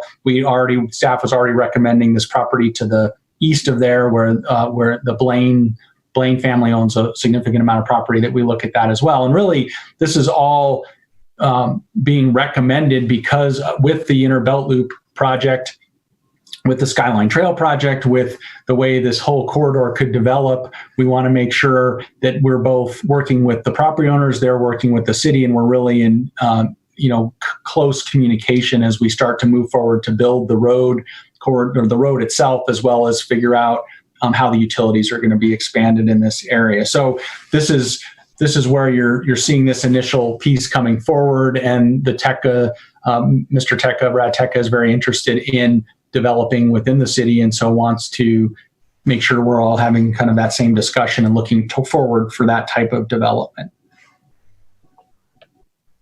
I'll bring you down to these are all the recommendations. So we actually have the long range area amendments, which is the West Billings Reservoir area and the East Heights area, which is, again, we're anticipating, and from that standpoint, the Transportation Planning Group is going to be initiating a study of the Billings bypass corridor that comes from Yellowstone River up into the Heights area. It makes sense given that effort that's coming forward. Similarly to the way we approached the Inner Belt Loop corridor study, that we address that. And so we look at this area for long range at this point, and then potentially looking at bringing it into maybe the annexation petition area in the near future. But first doing this sort of long range evaluation. And then the petition area amendments to bring these properties into the red area, the West Airport Highway 3 area, which is what I described, where the Blaine family has a lot of property, and there's a few other owners in there as well. The piece I just talked about, the TECA property at Highway 3 at the northwest corner of the intersection of the Inner Belt Loop and Highway 3, and then a smaller piece at Grand Avenue and 62nd Street.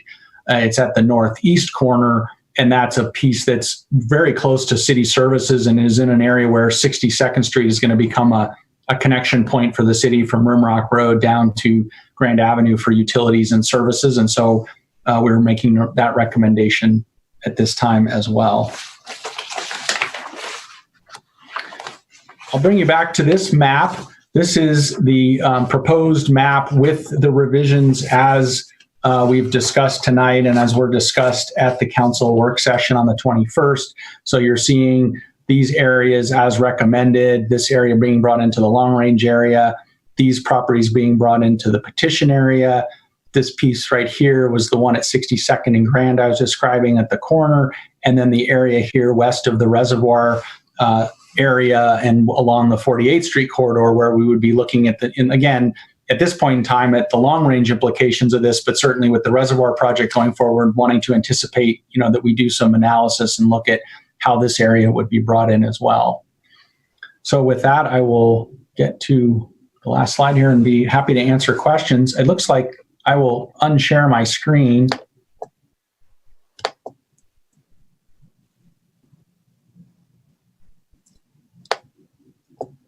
Thank you very much, Wyeth. While you are unsharing, we'll entertain questions for Wyeth or other staff, and then we will open up for a public hearing for anybody who calls that number 237-6196. We'd like to be heard, not yet, but get ready to do that relatively soon.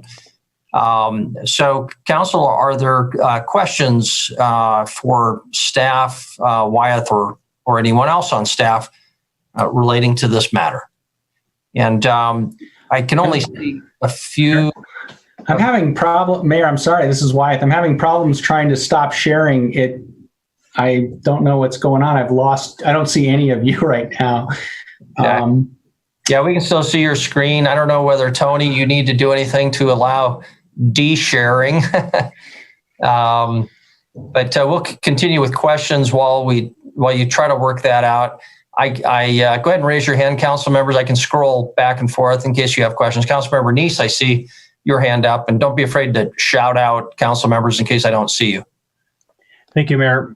Wyeth, while you're working on that, hope you're not too distracted. But I think when we talked about this plan during the work session, I'd questioned you regarding that road, the property east or west of that road where the annexation was. So I see that you're including that, which is good. I think you said you would look into it. Now, I do also want to disclose Brad TECA did contact me about it after that meeting, and he talked about some of the development he wanted to do along there.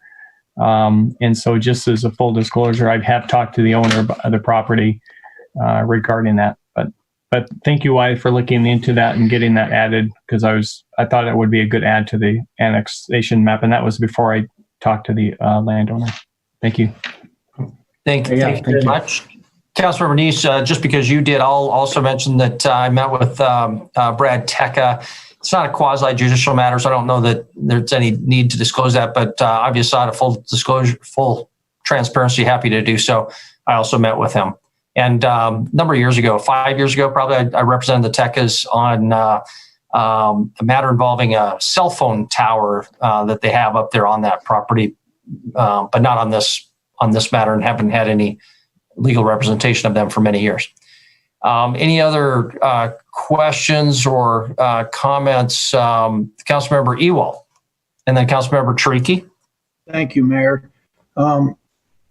Wyatt, is there any reason why we don't try and red up that area from Reberg Ranch's city property straight south all the way to Highway 3, which would take in both sides of the new inner belt loop? Or is Brad Tecca against it, or is there some other reason why we wouldn't do that? If he would be favorable to it, that would be a good way to tie up a bunch more into the city. Councilmember Ewald, yeah, and Mayor and Council. So the property, I can't actually see I can't see you guys at all. But I'm just going to keep going. So the property north of where you see the property, Mr. Tecca, Brad Tecca's property, where we proposed that area that's in the red, the area directly north and just west of Reberg Ranch, where it comes down that sort of panhandle, is owned by the state of Montana. They're actually a landowner between the Rebergs and the Tecca property. And so we've started discussions with the state, obviously, in the last couple of weeks because of the inner belt loop being, moving forward for construction, but we have not had enough discussion or gotten information from them enough to move that into the red at this time. I would anticipate, again, given the discussions we're going to be having in the next few months and with planning out the project for the road, that will be something that'll be coming back for discussion soon. Follow up, Mayor. Yeah, go ahead, Councilor Brewell. So Wyatt, that's state land all the way between Highway 3 and Reberg's section that they have in the city limits now? Councilmember Ewald, Mayor and Council, it's actually, so the Teccas do own the property just to the west of the inner belt loop where it comes down to Highway 3 and it goes further west there. So the state land goes from the Teccas property north, that whole kind of, if you were to close that off like a rectangle coming down from the west edge of the Reberg property, that's state land going to the top of the Tecca property. So the state doesn't get to the road, to Highway 3 right there, but it does come all the way down in that whole section, chunk basically between Reberg and the Tecca property.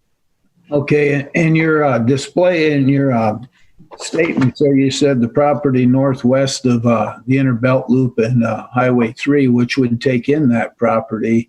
I think you must have meant northeast, but is Brad Tecca opposed to putting the property on the west side of the inner belt loop in like he wants on the east side? Councilmember Ewald, Mayor and Council, he is not opposed in the long run, but he's got a pretty long view of kind of how he's going to take pieces and develop this and master plan it, obviously in coordination with city and city services. So he was very much in favor, and his initial kind of concepts that he's looking at are focused on this portion that you see tonight.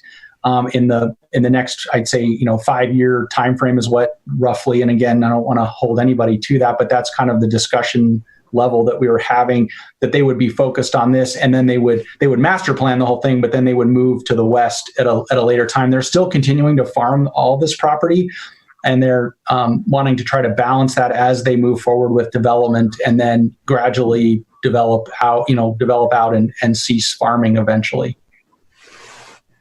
Okay. I agree. I agree with them trying to farm it, but this would be an opportune time to tie up that side too, because it seems like it's a big concern to get as much city property along that inner belt loop as we can get.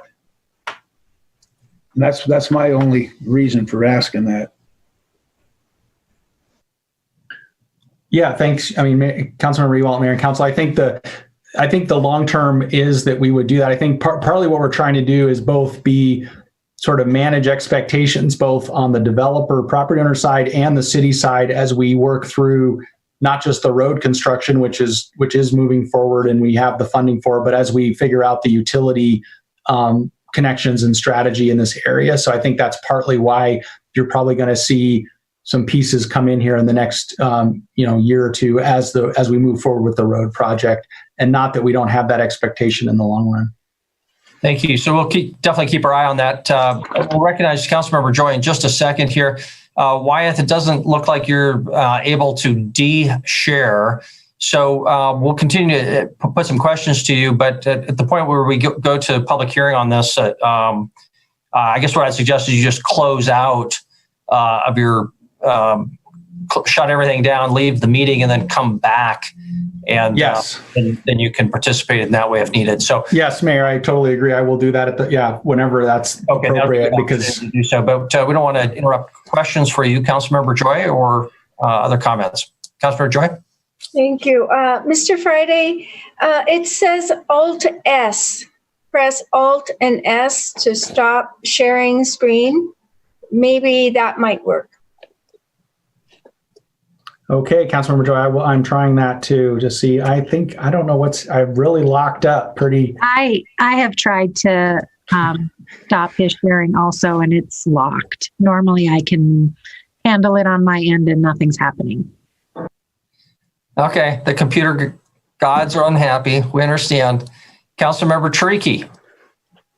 Yeah, I also wanted to, for sake of transparency, disclose that I had a conversation with Mr. Teka. We did not discuss actually, well, we did discuss that parcel of land, but it was in the context of how hard it is to do dry land farming in Montana.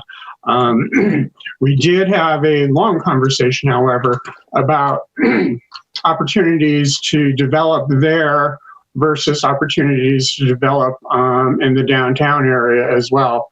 And I was very impressed with the long-term vision that they were putting forward about their involvement in the Billings community. Very good, thank you. Scrolling around, further comments, Councilmember Browning, then Chris Kukulski. Thank you, Mayor. Wyeth, I believe that last week or whenever we were talking about this the last time, you had mentioned that parcel right in there we could deliver services to that almost immediately. There's a small pipe, but it was a pipe, I understand. How much area up there could we service in a fairly short amount of time?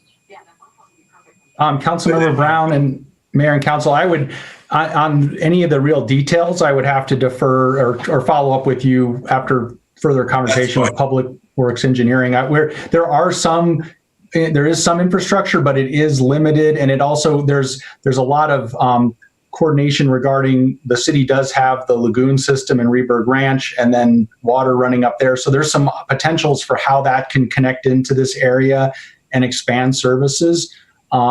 So it is there, but there's some significant challenges, and also just that, and that's why this coordination with the property owners is so critical. We have to make sure everybody's on the same page and kind of going in together as we both deal with the road and the utilities. But there's some options here, but yeah, we're trying to get that more nailed down right now. Okay, so follow up, Mayor. Please. So when we put it in the short range like that, they can petition to annex tomorrow. And we're saying that we can deliver services. Can we in fact deliver services? So Councilmember Brown and Mayor and Council, the great point. The way we're trying to approach this, and I'll couch this again in the fact that this is kind of a different situation than what we normally encounter with areas where we're amending the map. We have a situation here where the city has the funding and has in all their transportation plans, their CIP, to construct this road transportation corridor from the Billings Heights to Zimmerman Trail Highway 3. And we also have obviously the Reberg property that's already in the city, the airport area in the city, and we've got the expectation that we're going to gradually bring this area into the city. And so while we are recommending some of these amendments to the red now, we're really trying to do that because in the coordination with the property owners, it provides both a message for them and for the city that these are areas that the property owners are serious about bringing to the city, and the city is serious because we're doing this major infrastructure project. And so we need to make sure we're all kind of on the same page to move that forward. So as an example, I mean, in talking to Mr. Tecca, he's talking, a 5-year time frame on this property that we're talking about tonight. That's great. We don't expect, as to your point, if he petitioned tomorrow, there would be challenges and limitations on what kind of services could be provided. We're both aware of that, but we also are trying to make sure we all understand, yes, he wants to develop in the city. He does not want to develop in the county, and he wants to give the city the indication that, hey, I really want to move this forward and have us figure out those services right away. So it's kind of a interesting and somewhat different situation, only because the city has such a big focus and investment in this area. Okay, thank you, Wyeth. Okay, Chris.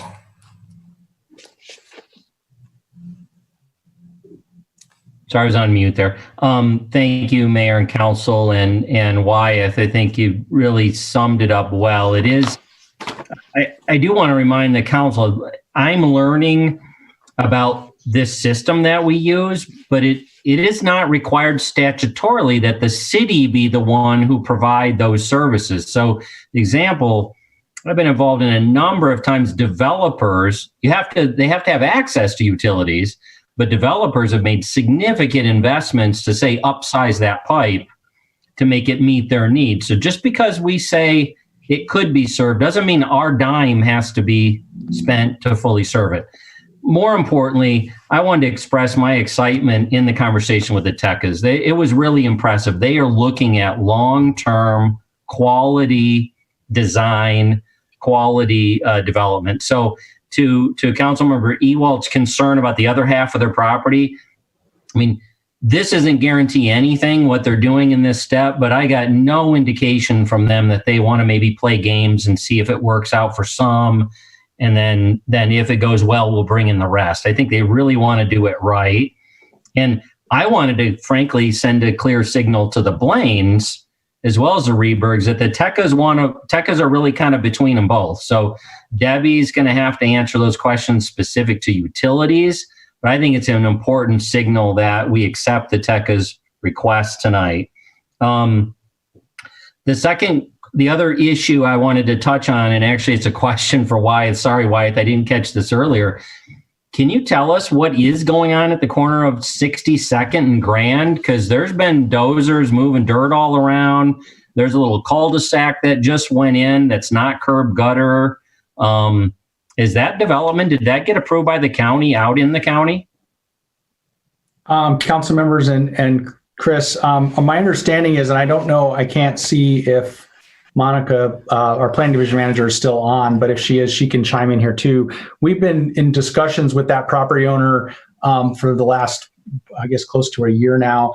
They've done some initial planning and work in the county for some residential development to the north of the intersection. But the way that's zoned, there's residential zoning to the north and then commercial, which they've zoned on the corner.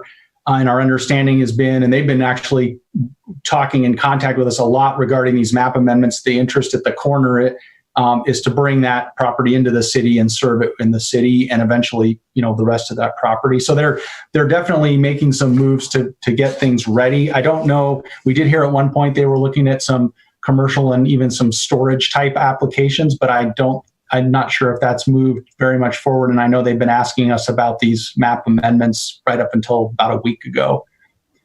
Thank you. Yeah. Okay, Council, I'd like to get our meeting wrapped up without taking a break tonight. And so I'm going to move us on to a public hearing on this item for anybody who wants to call 237-6196 and suggest that Wyeth, you go ahead and sign out, and then we'll be able to see each other again, and then please rejoin us. Very good, Mayor. I will do that right away. Thank you. Thank you very much. And again, so this is a public hearing on item number 4, limits of annexation map amendment. Please call in if you'd like to be heard on that item. That phone number again, 237-6196. As you've heard before, please turn off your television or your computer because our meeting is about a minute ahead. We'll ask you to keep your comments to less than 3 minutes and give us your name and address at the beginning of your comments. A number again, 237-6196. We're hoping that Wyatt's screen will go away here at some point. I assume I'm not the only one who's... Mayor Cole, I actually removed Wyeth from the meeting and his screen is still there. Okay. We have a ghost. Oh, no, there it went. Okay. Welcome back. All right. So, Tony, that we're all copacetic now. Everybody's happy. We are in this public hearing then on item number 4, 237-6196. Do we have any calls? And welcome back, Wyatt. We have not received any phone calls. Okay. Then I'm going to close the public hearing on item number 4, and we will carry on our discussion. The public hearing is closed. Councilmember Ewalt and Councilmember Treaky. Thank you, Mayor. Having conducted a public hearing, considered written and spoken testimony, I move to approve a resolution to amend the limits of annexation map as recommended by staff.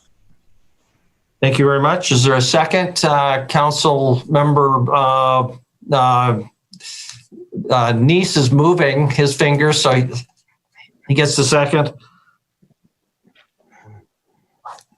Discussion on the motion. Councilmember Treaky.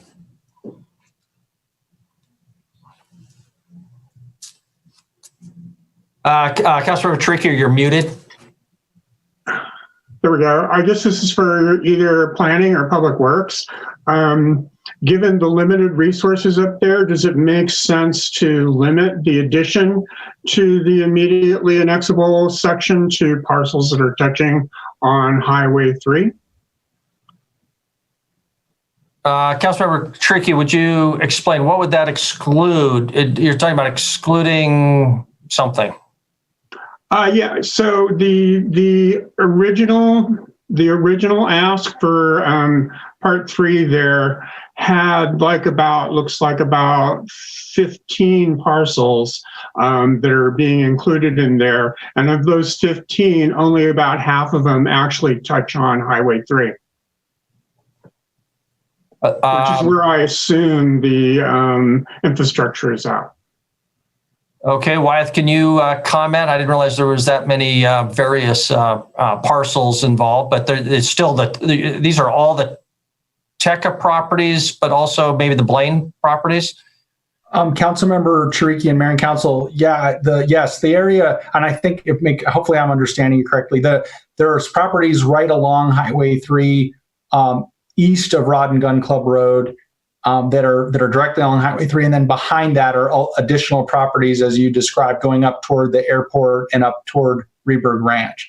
The area there that we've got proposed is because both the Blaines own a whole bunch of those properties up to the north there, so it's all one area, and they're looking at master planning that entire area, and then with Rod and Gun Club, where the water does run, we have the service area over there. So that's really why we went deeper there at this point. And then the Tekka property is one.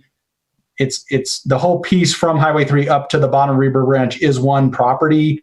And then when you get to the Inner Belt Loop corridor, that actually is, we're using that as a western boundary, but that is all one property that they have as well. Okay, so my conclusion is, does it make sense? And you would say, no, we should be looking at the whole kit and caboodle.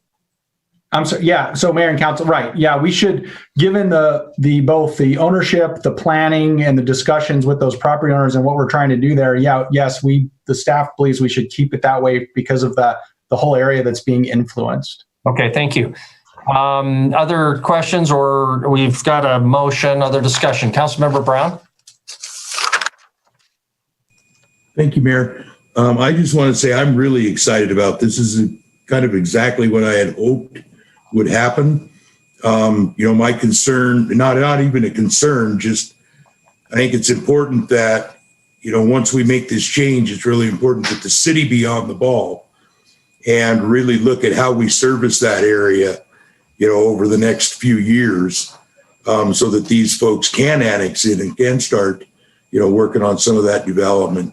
I guess that was the only reason for my questions. Can we service it now? And if not, it's really important that we be on the ball and figure that out. So I think this is fantastic. Thank you very much. Further discussion on the motion? Any other discussion before we proceed to a vote on the motion? If not, we will proceed to a vote. The motion again is for approval of these limits of annexation map amendments. All in favor of the motion, please raise your hand. Voting in favor, council members Shaw, Cole, Ronning, Tricky, Boyette, Yakowicz, Joy, Ewald, Purington, Neese, and Brown. So by my count, that's 11 out of 11. So unanimously approved. Thank you very much. That concludes item number 4. Although it's after 7:30, I would like to move on to public comment on non-agenda items so we can adjourn unless council member really objects. Okay, everybody seems to be in favor of that. So we'll move on then to public comment on non-agenda items. So if a member of the public is listening and you would like to comment on something that was not on our agenda tonight, that phone number is the same, 237-6196. This is your opportunity to call it now, 237-6196, to comment on anything that was not on our agenda tonight. Reminder again, please turn off your television or your computer because our meeting is actually about a minute ahead of what you're hearing and you'll be confused.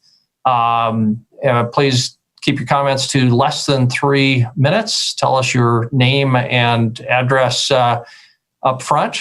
And that phone number again, 237-6196. We'll delay slightly. Hello, and thank you for your call. You have reached the public comment period for tonight's City Council meeting. You will have 3 minutes in which to give your comment. May I have your name and address, please? My name is Ben Pease. I live at 1649 Hollyhock Street. Okay, go ahead. Yes.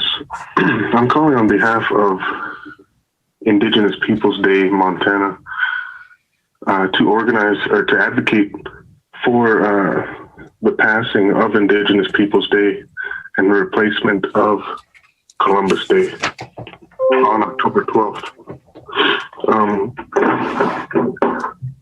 I'm calling because I think that it's imperative that we recognize those original inhabitants to this land, but I'm also calling to say that we base our beliefs with Indigenous Peoples Day on education, and we look to celebrate diversity as we move forward.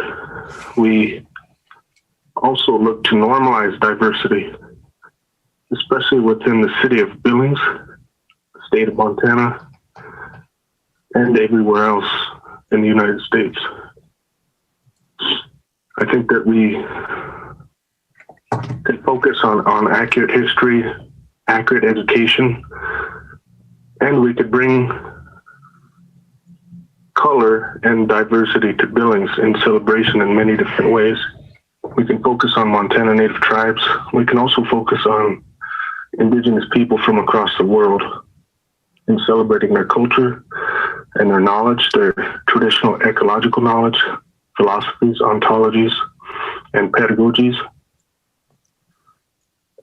I'm with an organization called Indigenous Peoples Day, Montana, and we have gotten this passed through the city of Bozeman and at Montana State University based on the premise of education. Respecting those who have been here since before here was here, before Montana was Montana, before Billings was Billings. But also knowing that we need to move forward. We know that it's 2020 and we look forward to a time when all people's knowledge and understanding of the world can be embraced. We look to also embrace everything that all people have to offer. We look to keep race out of the issue because we believe that once you bring race into this discussion, you cut off a lot of veins of communication.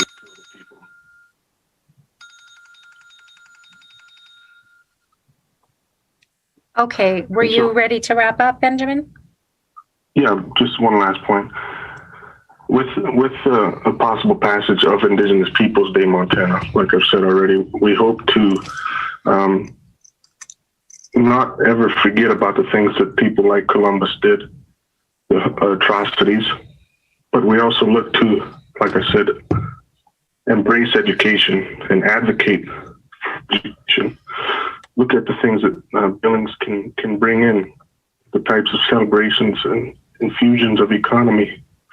And okay, we appreciate your call. Thank you. Thank you. Thank you very much. Tony, do we have any other calls to 237-6196? I do. Hello, and thank you for your call. You have reached the public comment period for tonight's City Council meeting. You will have 3 minutes in which to give your comment. May I have your name and address, please? Carson Taylor, 8 West Harrison Street, Bozeman, Montana. Go ahead, Carson. Hi, I'm Carson Taylor. I was once the mayor of Bozeman, Montana, and we've now celebrated our 5th Indigenous Peoples Day, and I just wanted to tell you that I would recommend it highly. It's been used as a way to build ties between all sorts of members of our community. It's been an educational experience for all of us. And each Indigenous Peoples Day, we have about a 5-minute presentation by something involving Indigenous peoples culture. And I found that we learned a lot from it. It's also built a closer relationship between the city and Montana State University because it's become a joint celebration. And during the week following, we often have lectures or people come from elsewhere.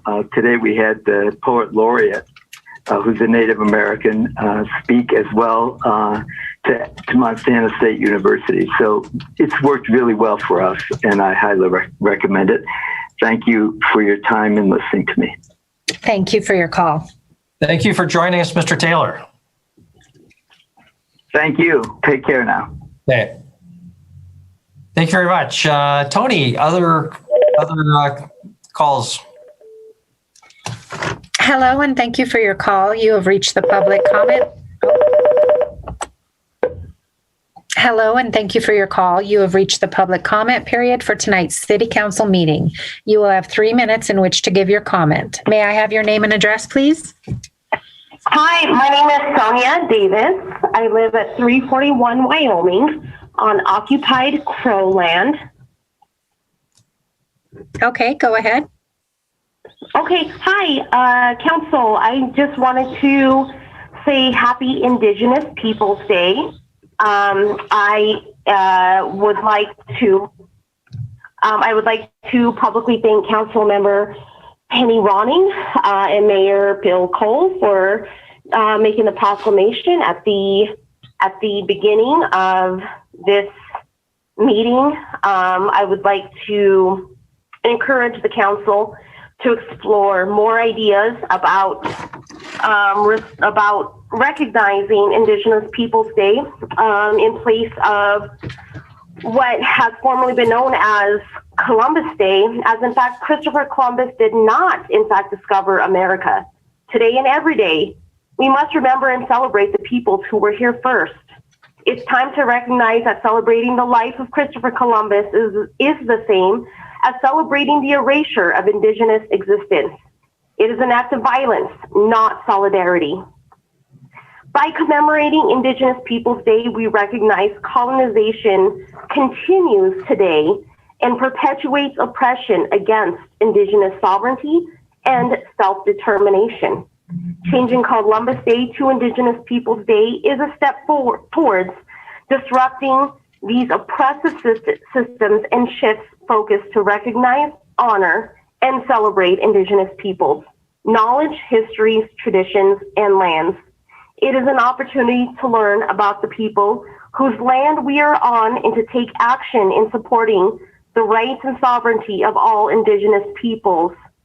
Again, I would like to encourage the council and city leadership as a whole to formally recognize Indigenous Peoples Day on this Monday, usually recognized for Columbus Day. I know former Representative Crowley had made an initiative years earlier that was not recognized. I again appreciate the proclamation today, but I would like to see it set forward to honor the people whose lands we occupy, to honor our ancestors, and also to lift up the generations to come. Thank you very much and have a great evening. Bye. Thank you for your call.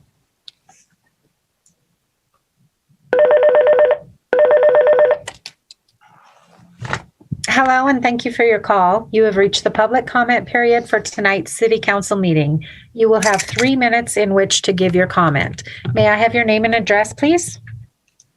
Kevin Ruck, 660 Wintergreen Drive. Can you repeat your name for me, please? Kevin Ruck. Okay, thank you, Kevin. Go ahead. I want to give a shout out to Public Works. Our street ends, the pavement ends, and then there was a dirt trail at the end of it. The garbage trucks are having a hard time getting around in it. After the neighbor lady called and got a hold of the right guy, they came up and did a wonderful job, graveled it all up.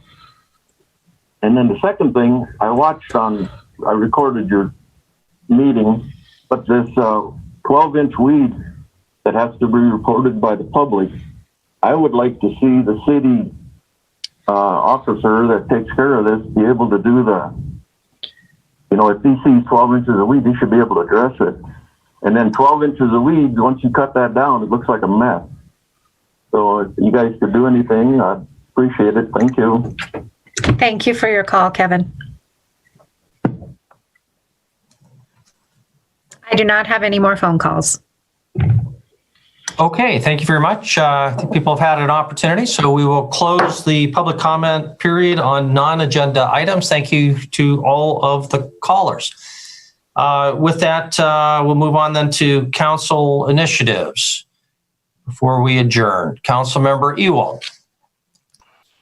Thank you, Mayor. I'd like to have an initiative. I sent it out to everybody to make the city attorney position temporary until we have a chance to review the charter.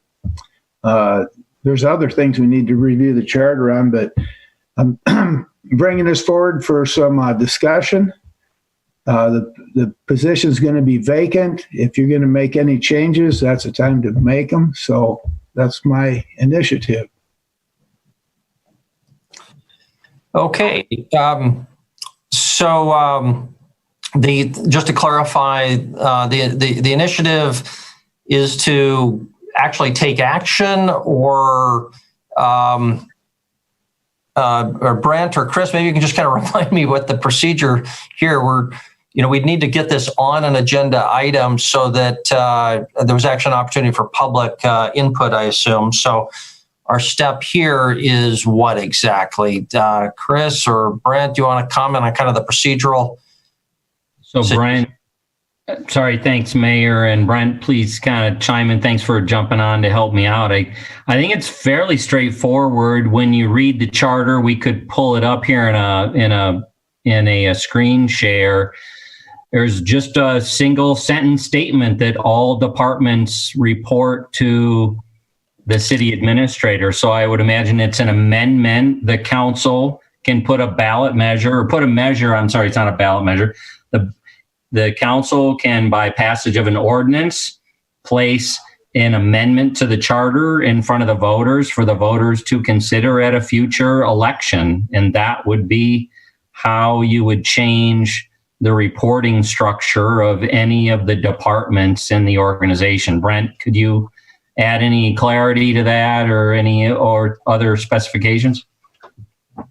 Yes, thank you, Chris, Mayor and Council. I did send out an email earlier this afternoon. I was out of state last week with some eye procedures, but we're getting back to responding to the various emails, and this was a high priority. So I did send an email out to you. It was very brief, and you would essentially follow the same process in responding to Councilmember Shariki's inquiry of, I believe, last Wednesday or Thursday.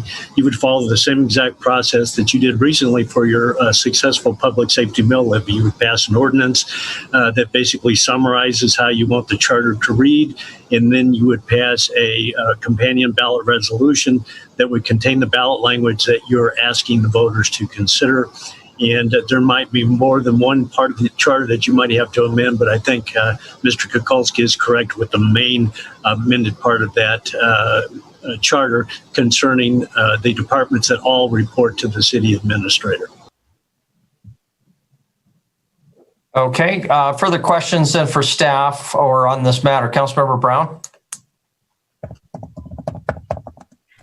Thank you, Mayor. Brent, Chris, whoever, if we were to run a ballot to change the charter, I don't think this is an all bad idea. It wouldn't matter if they're currently full-time employed reporting to the city administrator. Once we pass that, then they would report to the council, correct? And there's nothing messy about it other than...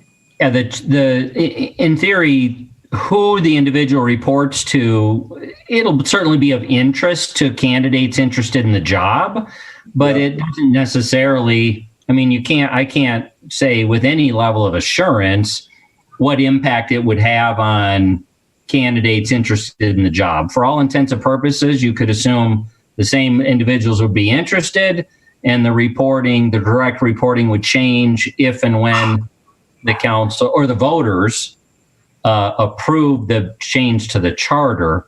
Now, I think the clarity of what's going to happen there will be very important for me to understand in recruiting for the position and ultimately interviewing for candidates. But that's something I would want us to work through, hopefully in the near term. My intent was to start advertising for Brent's replacement sometime in the upcoming weeks. Okay, but they wouldn't need to reapply or anything, if that were to take place. No, not unless the council wanted to do something different. If the council were somehow dissatisfied, that would be ultimately your guys' call if you change the reporting on it. Okay, thank you, Chris. Thank you, Councilmember Joy and Councilmember Ronning. Thank you, Mayor and Council. I guess this question is for the city administrator, city attorney. When is the charter up for review again? I think probably there would be some other things if we were going to put out ballots and go through the expense of an election. There would probably be other things that might need to be reflected in that too. So when is that done again? I got to ask Brent that question today. He gave me an email to the effect it is in 2024. So a reminder that unfortunately in 2014, it failed 10,334 votes for a study commission, 11,920 votes against a study commission. But it's 2024 that the voters are asked, unless the council does something sooner than that, to initiate any kind of process. And Brent, I'm sorry, can they? I'm assuming they can. The council could initiate it sooner, but maybe I'm wrong there. Your Honor and Council, you certainly could initiate an amendment to your charter, just like you did with the public safety mill levy. I would have to check to see if you can do the study review sooner than 10 years. I do know the statute says at least every 10 years, but let me get back to you on whether or not you can do it sooner than every 10 years. I want to make sure I'm accurate and give you the best advice. So I'll certainly circle back and look at that statute. But I did send Chris the several statutes and the results of the previous study review election in 2014. Councilmember Ronning. Thank you. I guess my question is for Frank. Frank, could you share, because maybe I missed it in an email and maybe you had it there, and if I did, I apologize.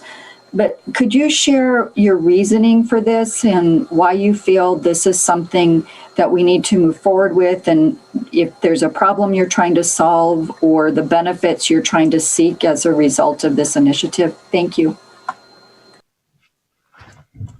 Okay, Mayor. May I? Thank you. This has come up several times before. It came up during our priorities listing meeting in February or whenever we had it.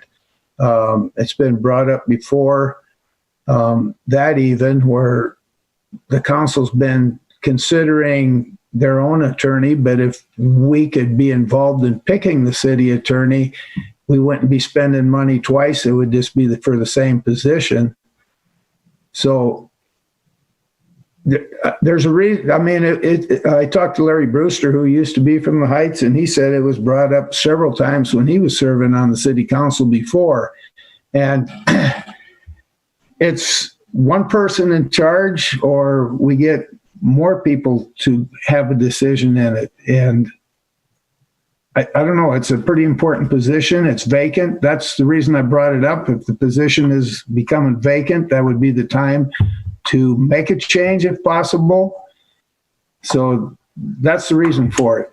And I wanted to get some discussion. Okay, Council Member Purington, and then back to Councilmember Brown.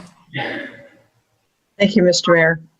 I agree with Frank that there are times that it seems, well, it doesn't seem, that the city attorney works for the city administrator.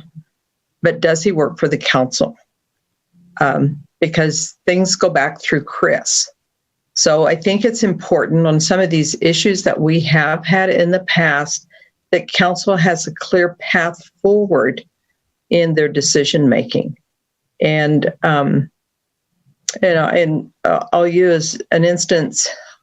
Probably about a month ago, I can't even tell you what the subject was, but the mayor had said, well, I think it's this way. Then Mr. Brooks had agreed with him. Then Chris came back and said, well, I think we need to look at this way. So then Mr. Brooks shifted where he was and he agreed with Chris. And as I said, I don't remember the subject matter, but I just kind of remember that was the flow of it. And council was actually asking for consultation on a particular matter. So I agree with Frank. I have thought that maybe we should get our discretionary funds back for council and use it to get someone on retainer. I don't know, that might be a little bit more expensive than what we want. And how would you initiate a conversation with outside counsel? And there have been times that we've actually had, with the litigation that we've had going on, because the city attorney is the one that chooses our counsel, outside counsel. At least that's my understanding. So I just think it's important that council gets heard, and they also need to really, because we do get into land issues, we do get into policy issues, that we have to have a clear-cut means of knowing that we have an attorney that's working for us.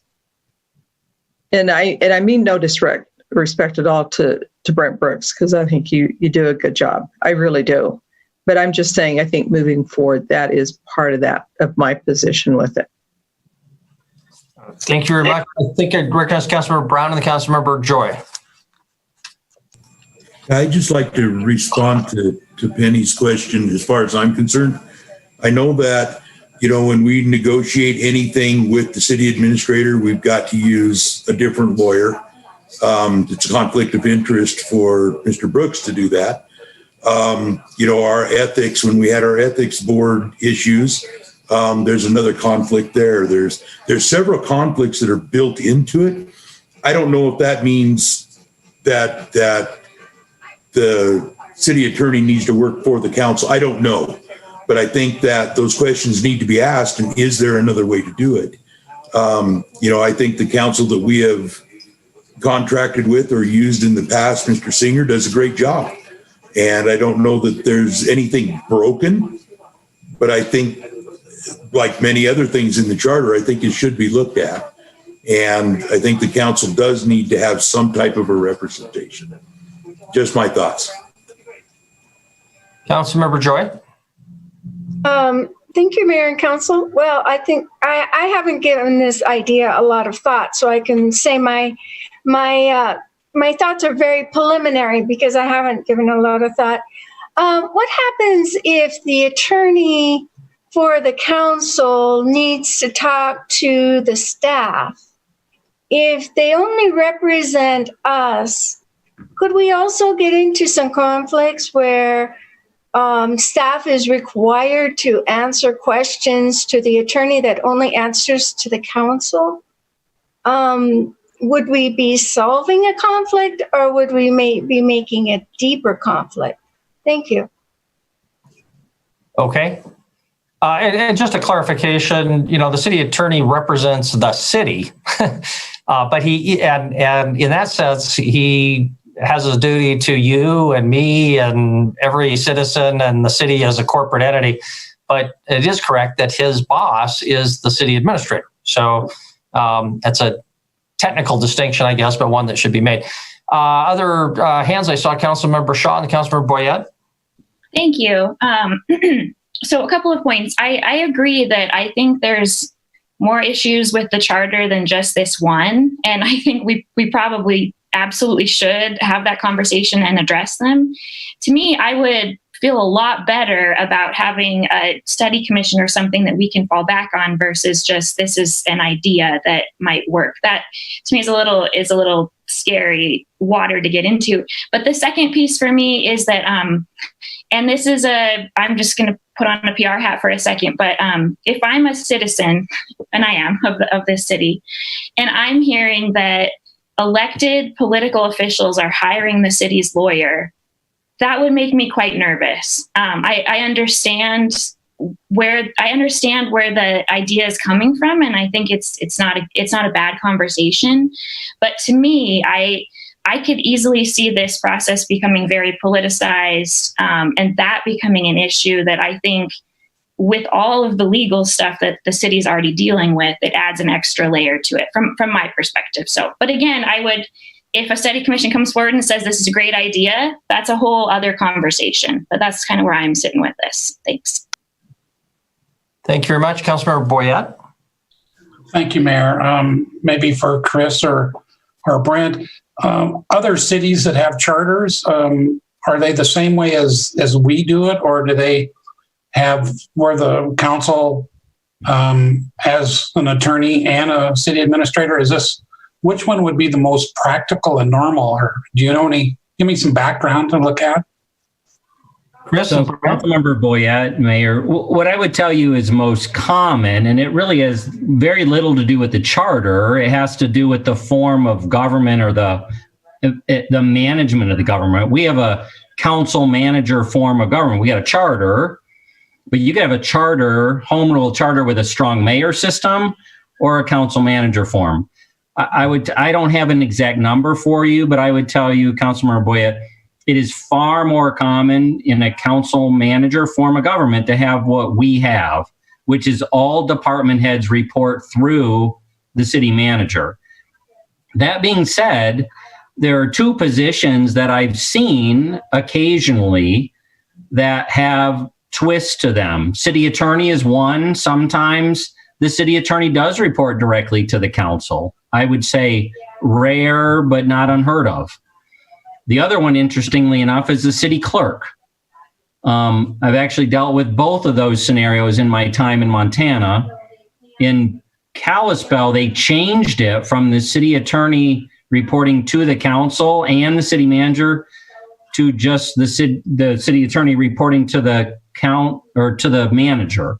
And that happened after a controversial issue between the city attorney and the mayor at the time, and other council members not being included in that conversation.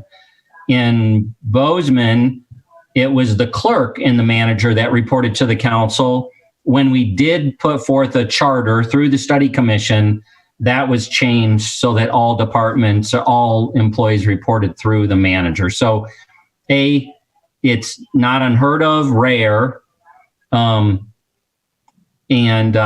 question to the council, it really is, what is it that you're looking for? What do you want the position to do, or what do you see in its responsibilities that you'd like to see improved or changed as part of the conversation? And I think you do need to, without me maybe necessarily being the one, really have a conversation about what the city attorney's client relationship is with its client, the city, versus I have had elected officials from time to time want their own attorney representing them. The city attorney, to my knowledge, will never be representing you, elected official, or you, mayor, unless you create a charter that does something like that, because the client is the city. And not ignoring the reporting relationship. I'm not minimizing that. I'm just saying ethically, I think you want to talk with city attorneys and or city legal experts who help maybe understand or distinguish between their ethical obligation as to who their client is versus what you're looking for. Thank you. Thank you very much. We'll ask Brent to comment on his experience there. But as you do so, Brent, can you just clarify if there's any barrier in a specialized situation for the city to pay independent counsel and for the city to be able to define the terms of that representation? So I guess what I'm thinking of is if we had a situation that we really wanted independent counsel to report only to the city council, we can do that, right? And we already do that in situations where we're negotiating a contract with the city administrator, for example. But anyway, Brent, we want to give you a chance to comment on what is typical in this situation to Councilmember Brown's question. Thank you, Mayor and Council. Mr. Kukolski is correct. Usually, I'm sorry, Councilmember Boyette. It wasn't Councilmember Brown. Councilmember Boyette's question. I'm sorry. Usually, the city attorney is an employee of the city manager or city administrator, and in a manager council or manager commission form of government, sometimes you will see a city attorney as a contracted position in a strong mayor form of government, be it charter-based, self-governing, or otherwise. And you will see that quite often in larger cities who have the older model of a strong mayor form of government. Now, I'm no expert on this, but I've looked at it a little bit. The concern that I would have is kind of dueling opinions. You would have to be very careful and thoughtful as to what detailed job description you would want for what I would determine to be a council attorney versus the city attorney hired by and answered to the city administrator. You could have some issues about a council attorney might issue an opinion on something, and the city attorney or city attorney staff might disagree, or something very similar to that. And I think that is a significant issue that we might want to get our state bar council involved. And I do know that some of the other city attorneys in Montana, when this was considered, at least informally in years past, have expressed their concern about this kind of dueling opinion. So you'd have to be very careful about what the purpose of this is, and then a detailed position description, and then a very thoughtful discussion about if there are conflicts of opinions, who do you go with? And certainly I would suggest also the Montana Municipal and Local Authority might want to weigh in on that too. So it is deceptively simple, but there are a lot of moving parts to this. Okay, so some other hands, Councilmember Trickey.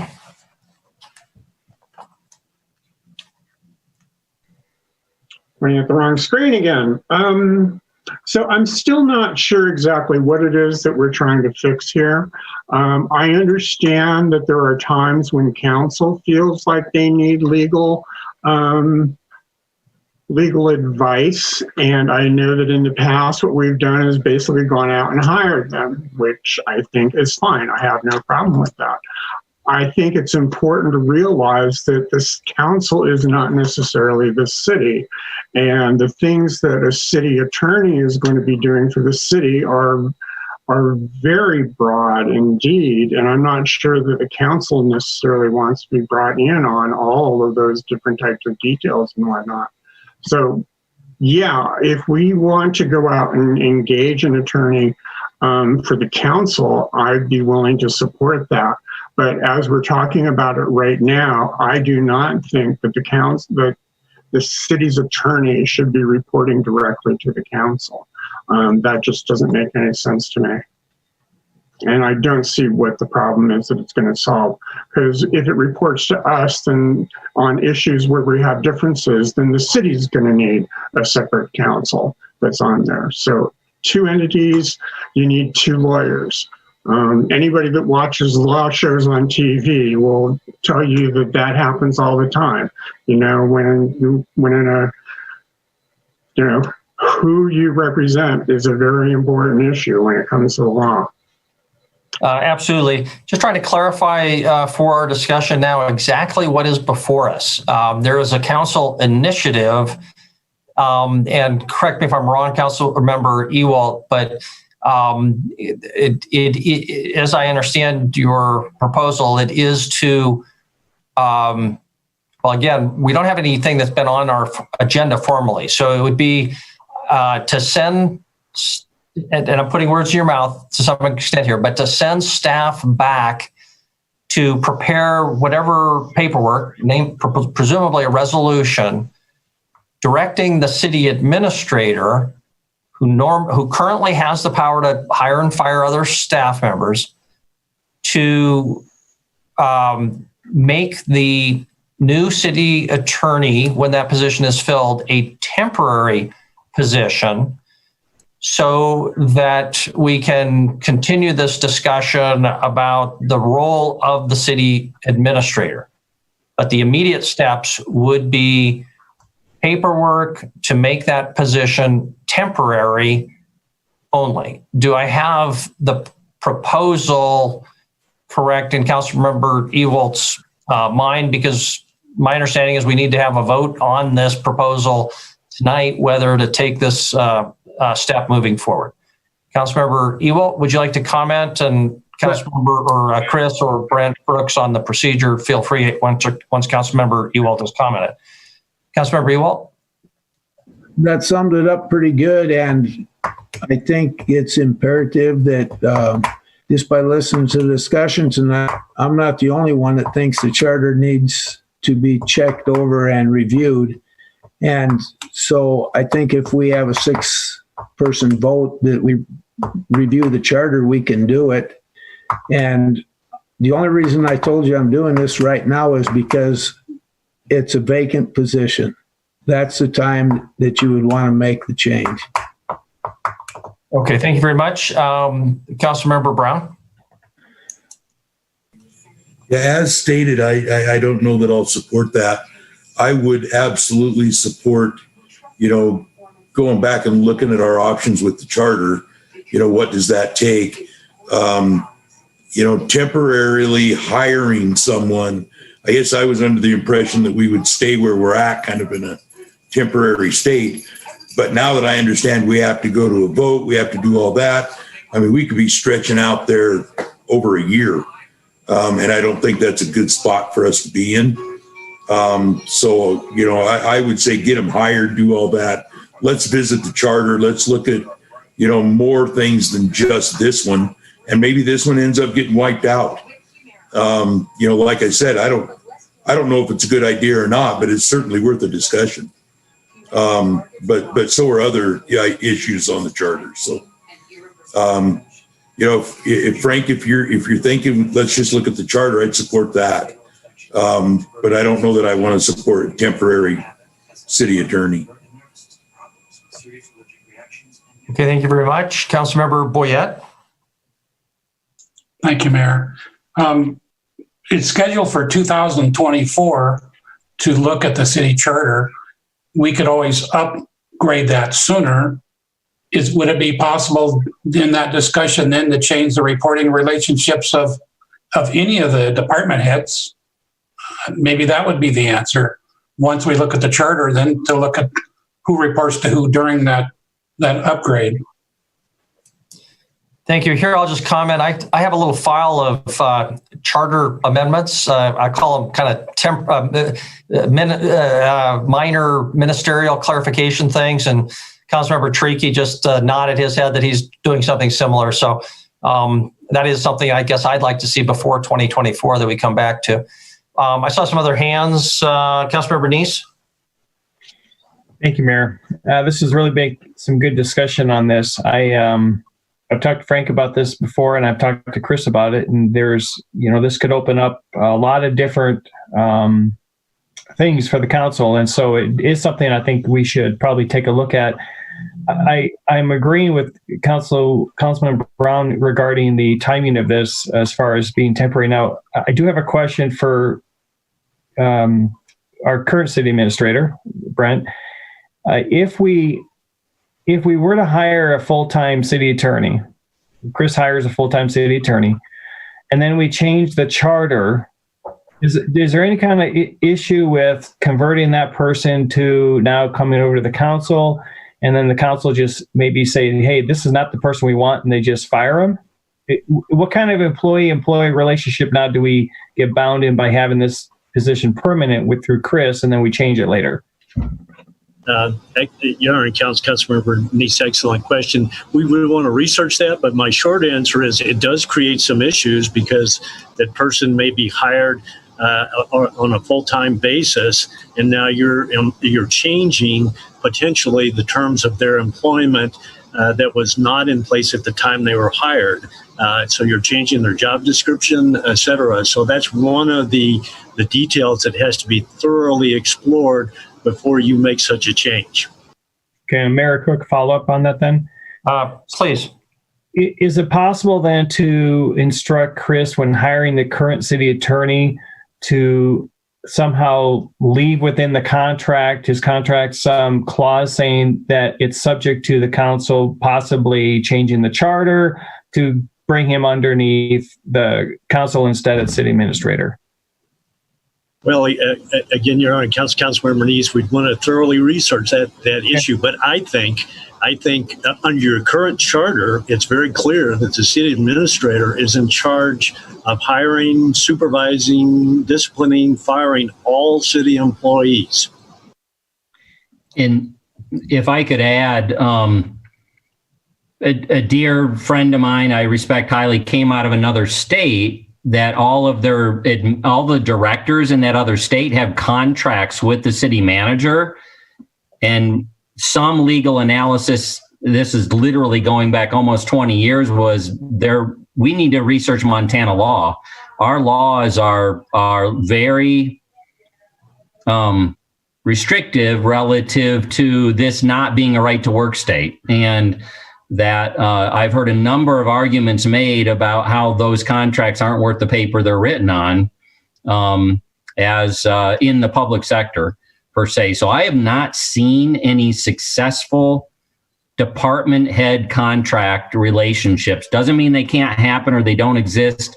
I've seen one manager want to go that route, but be steered away from it as to being acceptable in Montana. Brent, I really would want Brent or others to look into it. I do think that how could that not have a chilling effect on the recruitment process? Maybe I'm wrong, but I'm pretty confident no matter who of my department heads, if you said to them, this is what you need to be prepared for, I think it would have an effect. That doesn't mean it's not right. It doesn't mean it's not what you should do, but honestly, I think there would be an impact. Thank you very much. I will look at Councilmember Ronning and then Councilmember Ewalt. I'll just comment, Montana does have the Montana Wrongful Discharge from Employment Act, but an exception to that is where you have a contract. So just as Councilmember Neese said, if we wanted to work this warning, call it that, into the contract, I don't know that there'd be any harm in that legally, but as Chris said, there might be some practical chilling effect we'd have to consider. But even without that, you can always fire someone in Montana if you have good cause. And that's what's unique about Montana, is you have to be able to prove what good cause is. The statute doesn't define what good cause is, but we know what bad cause is. my gut tells me that this is a pretty good cause. Yeah, so especially with time, that we wouldn't have a problem if we wanted to give that person the alternative, take a new boss or you are fired. But that's just my gut. Councilmember Ronning and then Councilmember Ewald. Thank you, Mayor Cole. I'm with Sean on this. I am supportive of taking a look at the charter and reviewing the different aspects of the charter and things that we see and have seen over the years that may need to be reviewed on that charter and have further discussion on that. But what I'm hearing is conversation on the job of the city attorney. But I think that the broader conversation with Frank's proposal is that we also have to review the job of city council, because this would add a second employee to city council. And we've heard different times throughout our meetings that some council members believe that our job on city council is just on Monday nights. Some council members believe that our job is much more expansive than that. So it seems that we come to this job with different ideas of what we commit to doing in this job. So I do have a bit of concern that we're discussing taking on a second employee. And I think I would like to see further discussion, if we were to consider this, what that means to the role of city council. Many of us are reaching out to Chris, and we take Chris's time. There's 11 members that take Chris's time on a pretty consistent basis. Now we would be 11 members taking a second employee's time on a pretty consistent basis as well. So I do have some just concerns of, I'd want to hear more conversation on, and I guess more of a presentation by the initiator on the role of council and how this expands our job description on city council and what people are voting for, so that the public would know that they're voting for council members who will be the direct employer of the city attorney. I think that's a serious conversation to have with the council or with the public as well, because I agree with Kendra that there's some political issues that would need to be discussed with the public on that also. So that's my 2 cents on that. So thank you. Thank you. I think I recognized Councilmember Ewald before Councilmember Brown. Thank you, Mayor. Maybe temporary was a bad word. Interim would probably be a better word. And I know that's happened. We've had interim department heads in the city of Billings. I think before Chris was hired, we had an interim city administrator for 8 months, something like that. So that's not unheard of. This being just a position answering to the city council, I don't see it that way. I see it still under the city manager, but we get to help hire and fire, and the city manager would be the 12th vote. So the city manager still gets a vote, but then it's not just one person controlling it, because we are actually the representatives of the citizens of Billings, because we're the ones that get voted in. And so I think it's pretty important we get a little bit of say on who gets hired and who gets fired, but maybe I'm wrong. Okay, that if the council can hire and fire, is that inconsistent with the charter? It's not something I'm saying yay or nay about, but back to that issue of is that consistent with the charter? Brent or Chris Kukulski, can you comment on that? You are in council right now. It is not consistent with the city charter. So that would have to await a vote or amendment of the charter. That's correct, Your Honor. Okay. I'm sorry, I lost. Councilor Brown had his hand up. Councilor Brown? Yeah, it seems to me that there's just a lot of questions that need to be answered. There's there's more moving parts to this than certainly I anticipated. And I don't know that I'm interested in putting in an interim legal whatever for a year. I don't see us getting this to a ballot, any sooner than a year. We've just got so many other things going on and everything else, and trying to attract a city attorney on an interim basis, I think that's going to be pretty rough too. You're asking people to dedicate a lot of time and effort, and in a lot of cases uproot their families, everything else, and that's going to be rougher than even telling them, hey, there's this possibility that you may have a new boss in a year. I guess I would make the recommendation, let's get some of these questions answered and come back to it. Chris, I assume that you're already in the process of advertising, recruiting, doing all of those things. So I'm just not comfortable having an interim city attorney. That worries me. Okay, thank you. I am mindful of our time. I thought when I said let's skip the break that we would wrap up a little quickly, but this has been an important discussion. It is 8:30. I'd suggest we move to a vote soon, but I don't want to cut off good discussion. Chris, or I'm sorry, other hands, Councilmember Yakovich, and then Councilmember Purington. Thank you, Hunter. I'll keep it short. I appreciate what Frank is offering. I thought a lot about it. He brought it up to me a few weeks ago. I won't support this.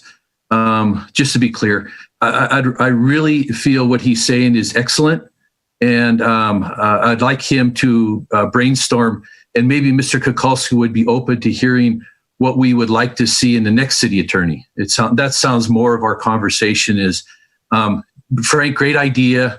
I just worry about time and investment and hiring somebody. And I'll just cut it short with, I appreciate it. And I think we should just feed Mr. Kukulski as much information as we think we need on this attorney for now, for the next attorney. Thank you. Thank you very much, Councilmember Purington. Thank you. I tend to agree. I mean, I still hold that the council needs to have an attorney for certain issues. The issues that I do have with this, and I have spoken with Frank as well, Penny, I would agree with you in that I don't know that you're going to be able to hire an attorney and having 11 people call them all the time. That might be difficult. That might be a difficult job. My other issue with Chris, and Brent brought it up as well, is in our form of government with a city manager and council, is that it does state that the city administrator hires and fires. That's his job.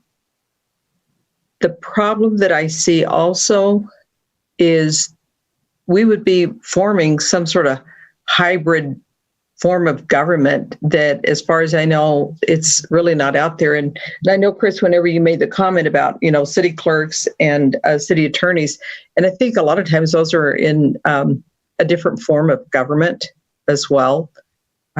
So I do have an issue with how it would be managed. I guess that's my biggest thing, is how it would be managed. That's why I don't know if it's, I like the suggestion that you made, Mike, in letting Chris know this is what we would like to see in an attorney. But you also have to remember, every 2 years, council's going to turn over. So I see the benefit of the city administrator, this form of government. I see the benefit of it. I think it would be hard if you start picking and choosing different departments that we pull out from underneath our city administrator. But I do think that we need to have a serious discussion, excuse me, regarding, the use of the city attorney, and to how we can maybe have counsel with him, her, and just see where that goes. I don't know. I agree, Sean, with your estimation as far as the 1 year out for a charter. I have a hard time thinking that the city's going to get involved in that one. The voters, they're going to jump on board and really vote on this one. So I'm kind of between a rock and a hard stone here because I really see the benefit of it. But also when I see the logistics of it, it kind of makes me wonder how it would actually work. Okay, thank you very much. Are we prepared to move on with a vote? Councilmember Neese? Thank you, Mayor. Mayor, I like the idea or your discussion on if we did move forward on something like this, if we had a permanent city attorney, we could probably go ahead and switch them over easily in under this form. Now there are cities out there that do this form of government, so I think that it's not unusual. I do agree with Councilman Brown that this is too long, and I also agree that I think hiring them in temporary or interim would not be a good idea. I don't agree with that. I think we've had enough discussion here to probably say direct staff that we would like to look at this form, bring us some good options, and let's take a look at possibly seeing how this would look in the future, the pros and the cons, what would be required of the council in managing this individual. So I can't support this on a temporary basis. I would support this if we would look at this as a potential change in the charter in the future. Okay, Councilmember Tricky, and then Councilmember Joy, and then I suggest we move to a vote. The only thing that I could support at this point is for us to move forward as a body, or create some subgroups to start examining the charter. Frankly, if I were to put down, frankly, this is not on my list of things to look at on the charter, and I would not support staff spending time and energy on this issue without spending time and energy on a whole bunch of other issues that I think we need to do. So I don't like the temporary notion of it. And the only thing that I would support at this point is moving forward with a general review of the charter. Thank you. Councilmember Joy? Thank you. I just want to say that I really appreciate Brent Brooks's advice that we talk to the MMIA, and during my training in my first year, it was very clear that there are tons of legal issues about who reports to whom and what hat they're wearing at what time and staying in our lanes. And so I would definitely want to have a lot of expert opinion about how we would move forward with this, because it sounds very tricky. Thank you. Thank you very much. Councilmember Yakovich, before we vote, last comment? I'm sorry, Your Honor. I think we need a second first. Oh, you're right. I apologize. Did we not get a second? I think you're right. I don't think I have a second. So is there a second? Councilmember Purington offers the second. So I should have got that up front. Sorry about that. Okay, let's move to a vote. The issue will be for approval of the initiative described by Councilmember Ewalt. All in favor of the motion, please raise your hand. Supporting motion, voting in favor, Councilmember Ewalt and Purington. If in opposition, please raise your hand. Voting in opposition, Ronning, Cole, Chiriki, Boyette, Yakovich, Joy, Neese, and Shaw, and Brown. The motion fails, but we may come back to that issue, especially if there's further discussion about charter amendments, it sounds like. So thank you very much. Any other council initiatives? Seeing none, then thank you all for your discussion tonight. We are adjourned. Good night. Thank you.